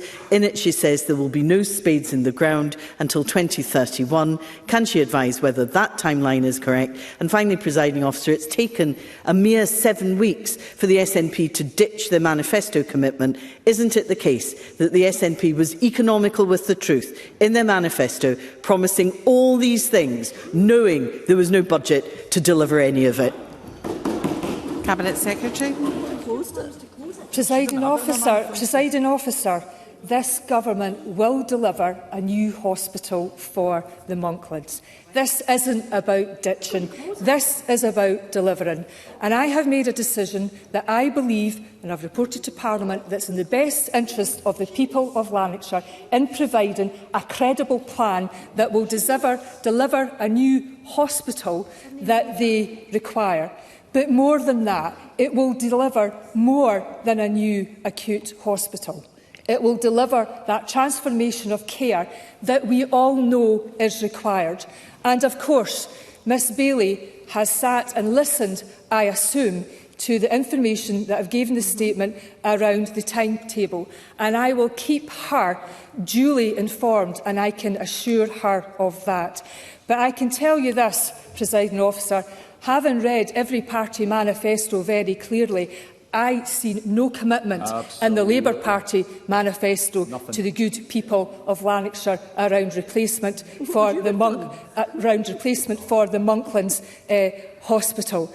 And I can also say, hand on heart, Presiding Officer, if I had not intervened at this stage on a project that would require in excess of £2 billion in one project, I can assure Chamber that Miss Bailey would have been asking me far harder questions than she is today. Yeah, well said.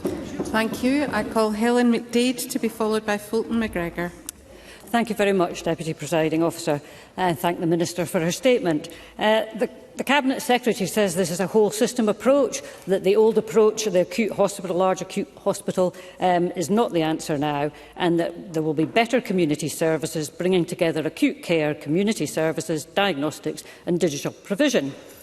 We have seen good intentions for more integrated care before from the Scottish Government, and taking a smaller example, Pitlochry Community Hospital, GP services and care were built and opened by Nicola Sturgeon to some fanfare. It has been plagued by lack of staff, by wards being closed due to funds partly.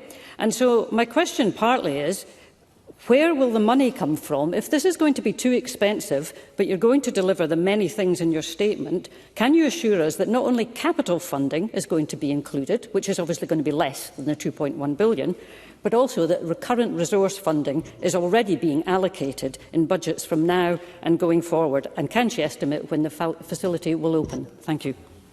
Cabinet Secretary. Presiding Officer, just for the record, I have also written to Ms McDade in her capacity as the convener of the Health and Care Committee regarding this matter. And let me be clear, we still need acute hospitals, and the good people of Lanarkshire still need and will get a new Monklands Hospital. But the point that she makes around the stewardship of public finances is crucial. We cannot spend £2.1 billion, or indeed more, on one single project and meet all of our other commitments and aspirations that we all share across Scotland. So we know we need to do things differently, and I know in quieter moments that the majority of this chamber acknowledge the need for public service reform and to do things differently. So to deliver on the many commitments that I have outlined today, we do have to make hard decisions. And I am prepared to make hard decisions about affordability, but also what is best for future services in health and care. And if I've missed anything, I will happily follow up with the member in writing, because we are investing £22.5 billion across the health and care portfolio, with additional investment in many, many areas. I call Fulton McGregor to be followed by Kayleigh Kinross-O'Neill. Thank you, Presiding Officer. As one of the two Monklands MSPs, I cannot stand here and say that I am happy with today's announcement. As the Health Secretary will be aware, Monklands Hospital urgently needs replaced, and there have been various concerns raised about the ageing infrastructure, water contamination and asbestos. The people of Monklands and wider Lanarkshire have been promised a new hospital for some time, and it's been long documented the road that has led us to here today. So I don't fully understand how we have arrived at where we have today. NHS Lanarkshire have been developing their plans for a long time. They have kept MSPs and all stakeholders up to date, and that presumably includes the Scottish Government. Their plans have been public and included visits from MSPs and MPs. So I can ask the Cabinet Secretary at what point the Scottish Government deemed that the cost of the business case was too high, what discussions they had with NHS Lanarkshire to try and resolve issues at an earlier time, and while I acknowledge and welcome the Government remains committed to a new hospital, can I ask how the Government will work with NHS Lanarkshire to deliver this speedily and ensure that it is in no way a downgrading of services? Cabinet Secretary. Presiding Officer, first and foremost, I want to assure Mr McGregor, who I know has been an unashamed and powerful advocate for his constituents and indeed for this project. And I know that he has expressed disappointment. But I want to be in the business of delivery. I am not in the business of delivering aspirations. One single project in excess of £2 billion is unaffordable. And if it's unaffordable, you then have an almighty battle to deliver, if at all. So this is about a credible plan with the timescales that we have to date to actually deliver for the benefit of the people of Lanarkshire and also to benefit the people of Scotland with that shift in the balance of care. Now, I have made this decision very early into my tenure as Cabinet Secretary for Health because I think it's important to do so, because I don't want people hanging on, and I've never been in the business of leading people up the garden path. But the Government did receive, some months ago, at the turn of the year, the full business case, and I expect my officials to be scrutinising any full business case. There are clearly decisions that cannot be made until that scrutiny of that business case is complete. But it would not be responsible to ignore the costs or the risks of not delivering as a result of this business case. And we need to make a decision now, and I am making a decision now, because otherwise we would end up proceeding by default and either not delivering for Lanarkshire or not delivering for the people of Scotland, and neither scenario would be acceptable to me. Call Kelly and Ross O'Neill to be followed by Miles Briggs. Thank you, Presiding Officer. The statement refers to a shift in bringing care closer to home, which we welcome. Figures published by Macmillan Cancer Support show that nearly a quarter of Scottish cancer patients lack specialist support. In my region, Edinburgh Cancer Centre improvements remain paused due to constraints on capital funding. Can the Cabinet Secretary provide a timeline for those in the east of the country still waiting on updates and specialist care? Presiding Officer, I recognise the importance of cancer care, as you'd expect from the Health Secretary. There are many challenges in care that we still need to overcome, notwithstanding that the risk of dying from cancer in Scotland is the lowest that it has been. We have a list of projects that we have delivered in the past 5 years. There are projects in construction and there are projects in development. But if I may, Presiding Officer, I think I should afford the member a very detailed response to her very serious question, and I'll do that in writing as soon as possible. Thank you. Miles Briggs to be followed by Adam Hardley. Thank you, Deputy Presiding Officer. The Sunday Mail reported on the 26th of April that prior to the election, ministers had failed to sign off on the business case. And I think it's important the Cabinet Secretary publishes what information Scottish ministers knew during the period and didn't bring this statement to Parliament before the election and voters had a chance to judge the government on this. NHS Lanarkshire board meetings now suggest that any delays to building a new Monklands hospital will cost £4 million a month, £45 million estimated a year for maintenance. What contingency plans, therefore, has the Cabinet Secretary seen to make sure that if the hospital closed for any system failures, that we'll have a plan B around that? And what are the estimated costs for this delay? Cabinet Secretary. Presiding Officer, it was always going to be the case that while the new hospital was being built, that the old hospital would have to continue, and therefore there is important investment and required in that regard. I also note, if I may say to Mr Briggs, that a commitment to the Monklands replacement project was absent from his party's manifesto. And I would also, if I may, and I'll come to the point about information, if I may also say that he has been a powerful advocate for the Eye Pavilion in Edinburgh, but for us to invest in excess of £2 billion, costs currently estimated at £2.1 billion, and the risk with the final outturn costs increasing, I would think if I allowed that to happen, that Mr Briggs might be worried about another project that we are committed to. So we will deliver for the people of Lanarkshire, but we're also going to deliver for the people of Lothians and the people of Scotland. And I'm happy to furnish him with further information around the process. I think it's important that with any full business case, that the respect to those that have compiled it, that it is examined and scrutinised thoroughly, but final decisions aren't made until the final business case has been thoroughly scrutinised by the government. And I hope the member and other members would take some heart that I have come here very early in my tenure as Cabinet Secretary for Health to get all of this on the record. Adam Harley, to be followed by Alex Kerr. I thank the Cabinet Secretary for advance sight of her statement, though I do have to say it's not a great look that the Government has waited till both after the election and at the very last moment before recess to deliver what will be bitterly disappointing news to people who rely on the Monklands Hospital. I do welcome the investment in the community health clubs, including in my own constituency in Eastern Bartonshire. The Cabinet Secretary also mentioned that this rebalancing will allow for delivery on other NHS capital projects. So how will this impact the building of the new Belford Hospital in Fort William? And will the Government fully commit to a replacement for the Gilbert Bain Hospital in Lerwick? Cabinet Secretary.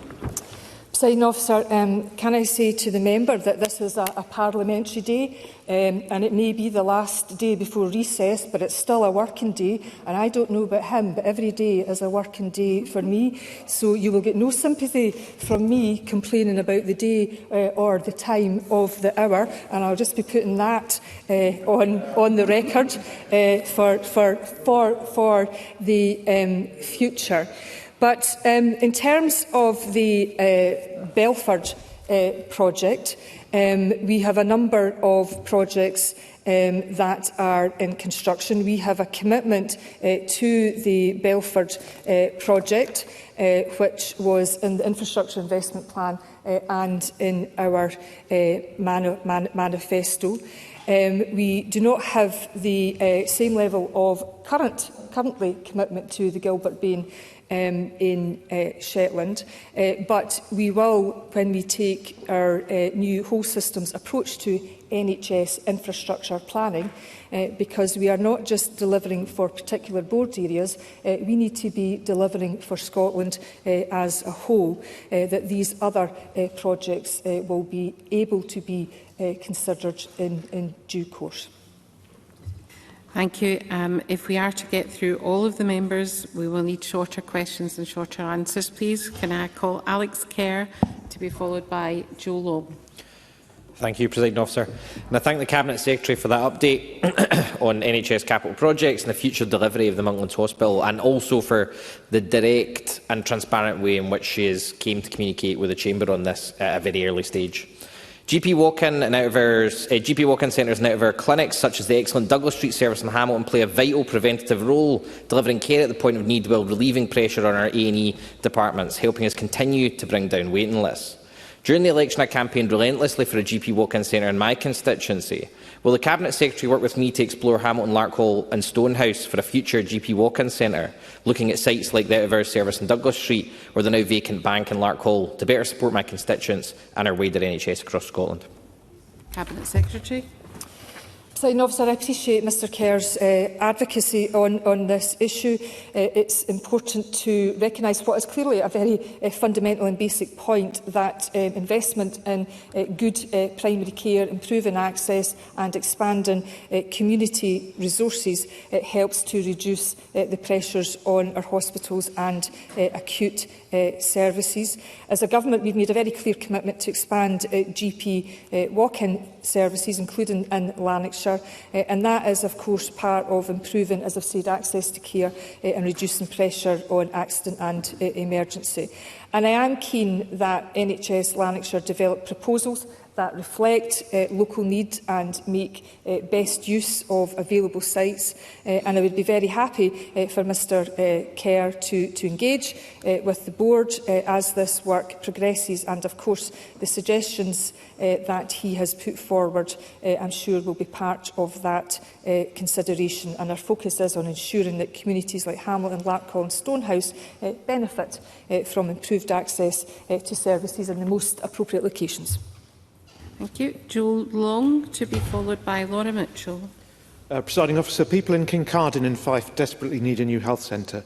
The existing practice was condemned as not fit for purpose in 2016. A decade on, can the Cabinet Secretary provide any indication as to when we might see the first wave of community hubs and when spades will finally be in the ground in Kincardine? Cabinet Secretary. Presiding Officer, I know there is a great interest in primary care in terms of GP services, in terms of the local health centres. We have made a number of commitments with 3 pilot areas that I mentioned in my statement. They will help us develop that standardised approach to replacement projects. We have identified 12 projects that were in our manifesto, and obviously thereafter, the delivery of those 12 projects, other areas will be able to be considered, but I'd be more than happy to receive more detail about the area in which the member is championing. Call Laura Mitchell, to be followed by Victor Curry. I thank the Cabinet Secretary for her statement, and I note the remarks on the Beard and Anchor in Grampian. Can I ask the Cabinet Secretary if she can set out how the Government is supporting NHS Grampian to also invest in infrastructure at Dr Gray's Hospital, and can she provide an update on plans to open Murray's GP walk-in clinic, which will undoubtedly ease pressure on A&E and GP services in my constituency? Cabinet Secretary. Presiding Officer, I do recognise the importance of services at Dr Gray's and access to primary care for Laura Mitchell's constituents. Can I reassure her that I will work closely with NHS Grampian to support investment across Murray, including strengthening the role of Dr Gray's within that regional network of care.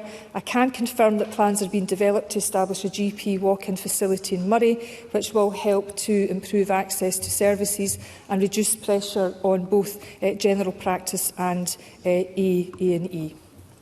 Victor Curry, to be followed by Stuart McMillan. Thank you, Deputy Presiding Officer. I declare an interest as an employee of NHS Lothian.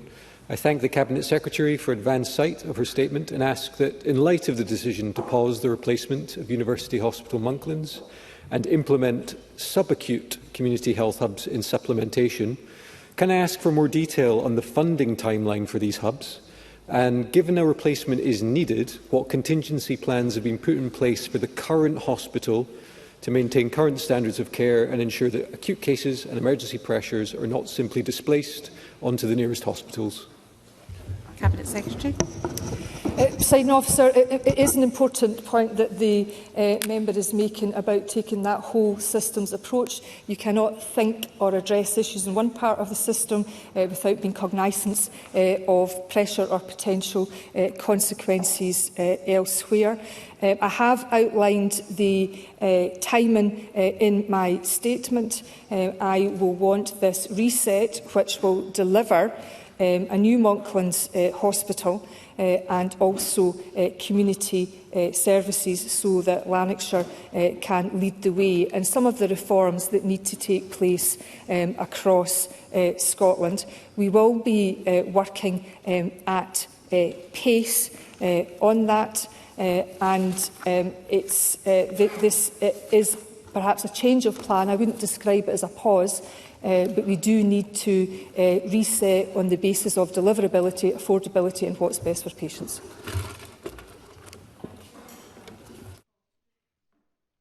Sorry, I call Stuart McMillan, to be followed by Gillian Mackay. Thank you, Presiding Officer. Can the Cabinet Secretary provide any details about when the funding will be in place to replace the Port Glasgow Health Centre with a new health hub, and also any investment to improve the fabric of the Inverclyde Royal Hospital?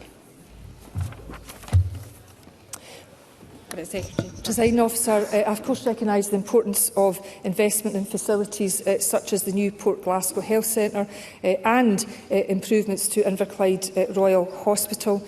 Planning work on a replacement health centre continues, and I will ensure that local members are kept up to date.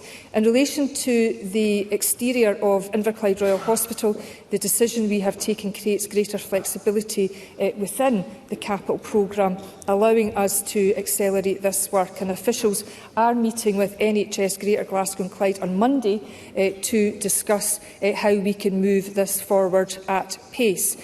More broadly, our approach is focused on balancing investment across Scotland to improve access, modernise infrastructure and support high-quality care in both hospital and community settings. Gillian Mackay. There are lessons to be learned from this situation, but those will be of little comfort right now to the staff and patients who are dealing with an old hospital. Right now it is 30 degrees in some parts of the hospital. Wall trims are held on with duct tape, and we know there are historical issues in the building with asbestos. The Cabinet Secretary says that immediate infrastructure risks will be addressed. How quickly are those infrastructure risks going to be dealt with? And will the Cabinet Secretary meet with unions and staff representatives to ensure that this is a safe place to work going forward? And I should declare a voluntary register of interest as a member of Unite the Union. Cabinet Secretary. Presiding Officer, I actually agree with the member that there are always lessons to be learned in every journey travelled, and I can assure her that in this instance lessons will be learnt.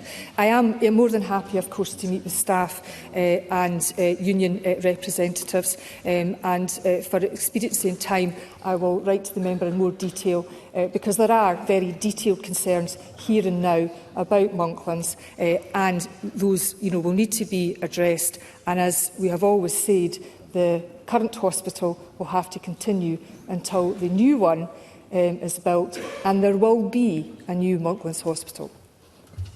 David Barrett. I thank the Cabinet Secretary for her statement. I wanted to pick up on investment in community health hubs, and specifically the replacement of Lochgelly Health Centre.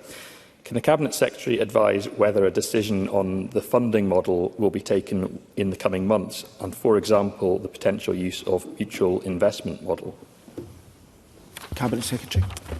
Presiding Officer, work is continuing, in-depth work around the revenue-based funding model. That work is going on to enable the 3 pilot areas that I mentioned in my statement, and that includes the project in Mr Barrett's constituency, and the focus is on that standardised approach so we can make best use of public money, best use for best effect for Mr Barrett's constituents as well as the people of Scotland.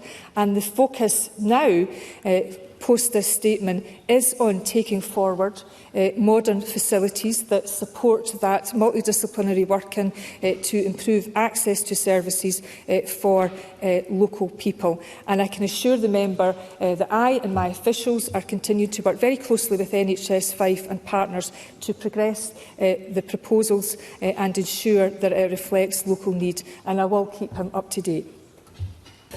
Thank you, Cabinet Secretary. That concludes questions on NHS capital projects. Point of order, Rachel Hamilton.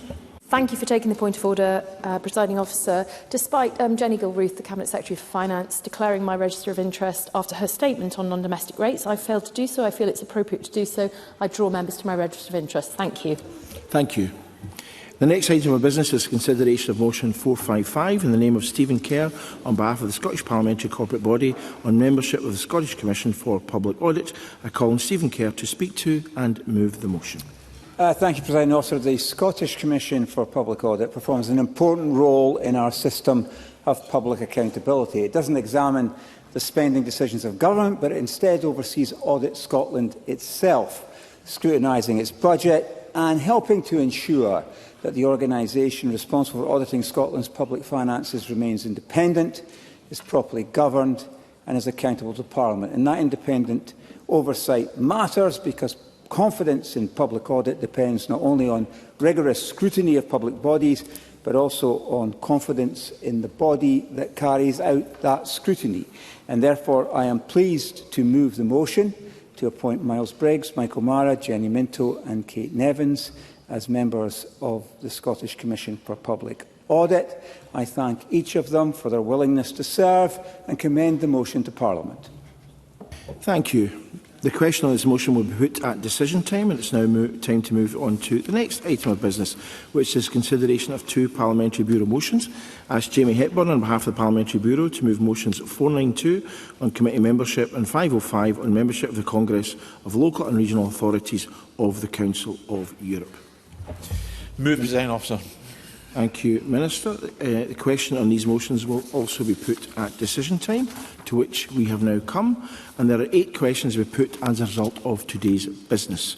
I remind members that if the amendment in the name of Amanda Bland is agreed, the amendment in the name of Stephen Kerr will fall. And if the amendment in the name of Maggie Chapman is agreed to, the amendment in the name of Stephen Kerr will fall in those circumstances also. Sorry, Mr Kerr. Them's the rules. The first question is Amendment 469.2 in the name of Polly McNeill, which seeks to amend Motion 469 in the name of Neil Gray on achieving a sustainable prison population be agreed. Are we all agreed? Yes. We are not agreed. We will therefore move to a vote. But first of all, we will halt in order to enable members to enter the system.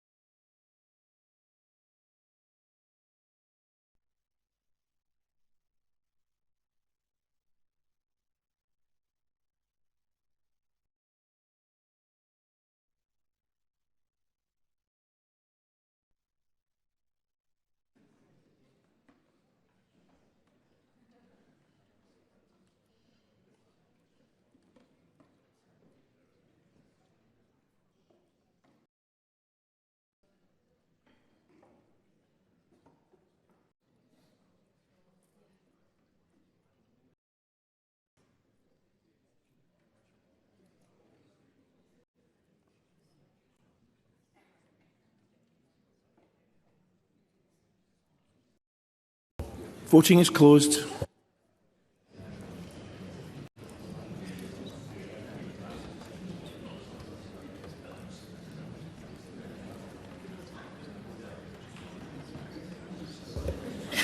Just sneaked in. Point of order, Callum Kerr.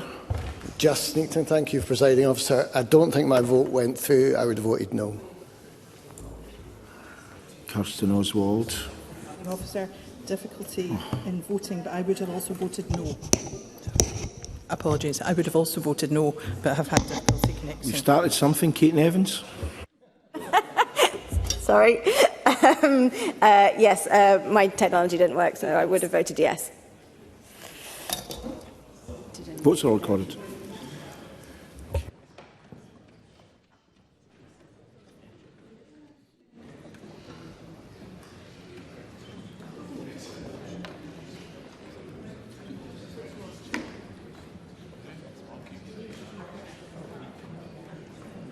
The result of the vote on Amendment 469.2 in the name of Paul McNeill is yes 65, no 53. The amendment is therefore agreed. The next question is that Amendment 469.1 in the name of Amanda Bland be agreed. Are we all agreed? Yes. We are not agreed. Please vote now.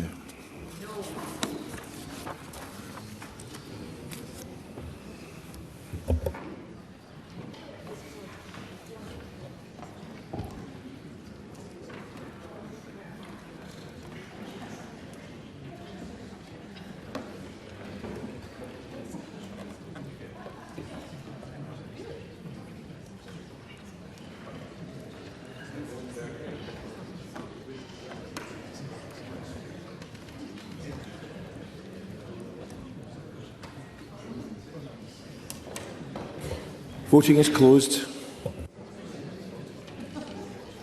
Point of order, Angela Constance. My app wouldn't connect, Presiding Officer. I would have voted no. I trust you. You don't need to show me the evidence. The vote is recorded.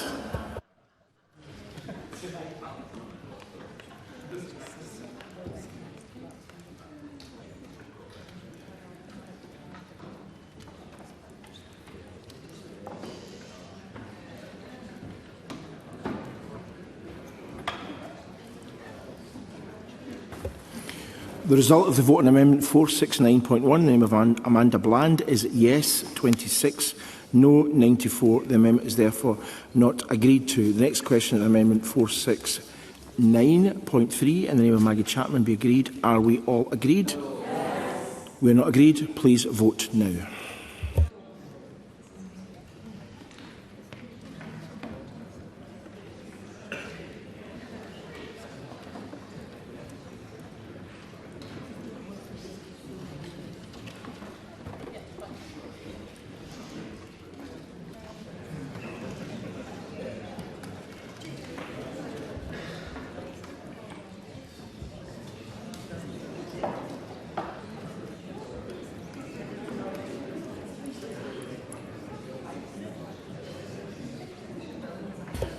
Voting is closed.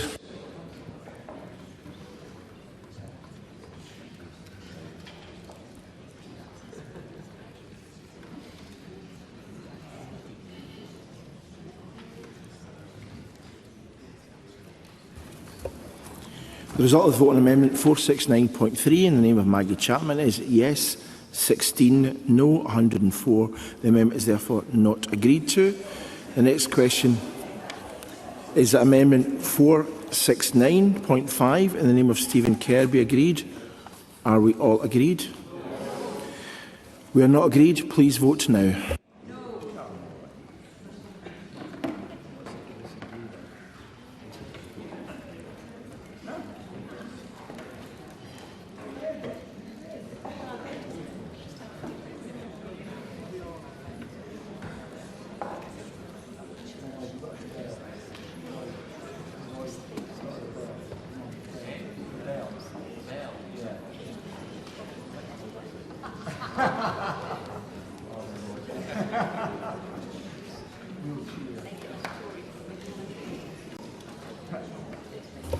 Voting is closed.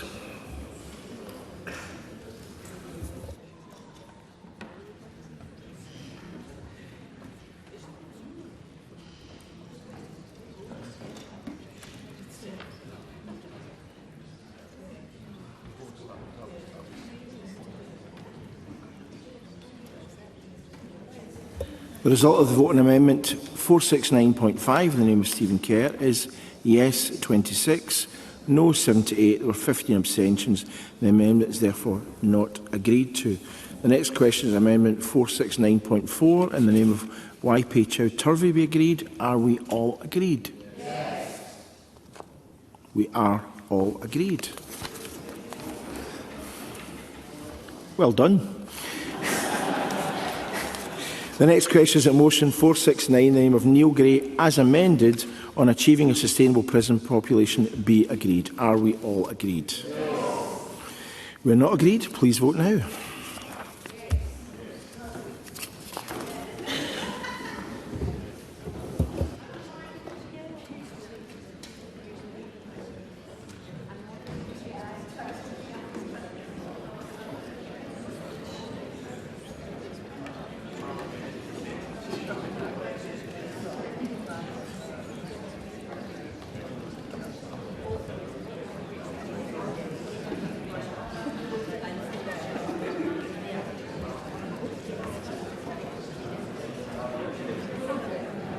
Voting is closed.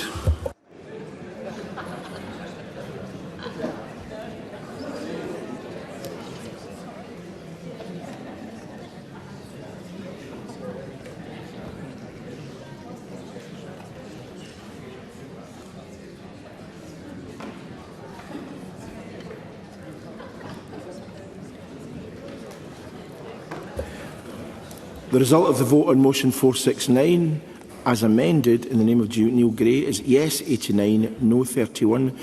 The motion as amended is therefore agreed. And the next question is that motion 455 in the name of Stephen Kerr and Scottish Commission for Public Audit be agreed. Are we all agreed? We are all agreed. I propose to ask a single question on 2 Parliamentary Bureau motions. Does any member object? No one objects. The question is that motions 492 on committee membership and 505 on membership of the Congress of the Local and Regional Authorities of the Council of Europe in the name of Jamie Hepburn on behalf of the Parliamentary Bureau be agreed. Are we all agreed? Yes. We are all agreed. We now move to members' business. If members could be quiet when leaving the gallery, that would be appreciated. Thank you.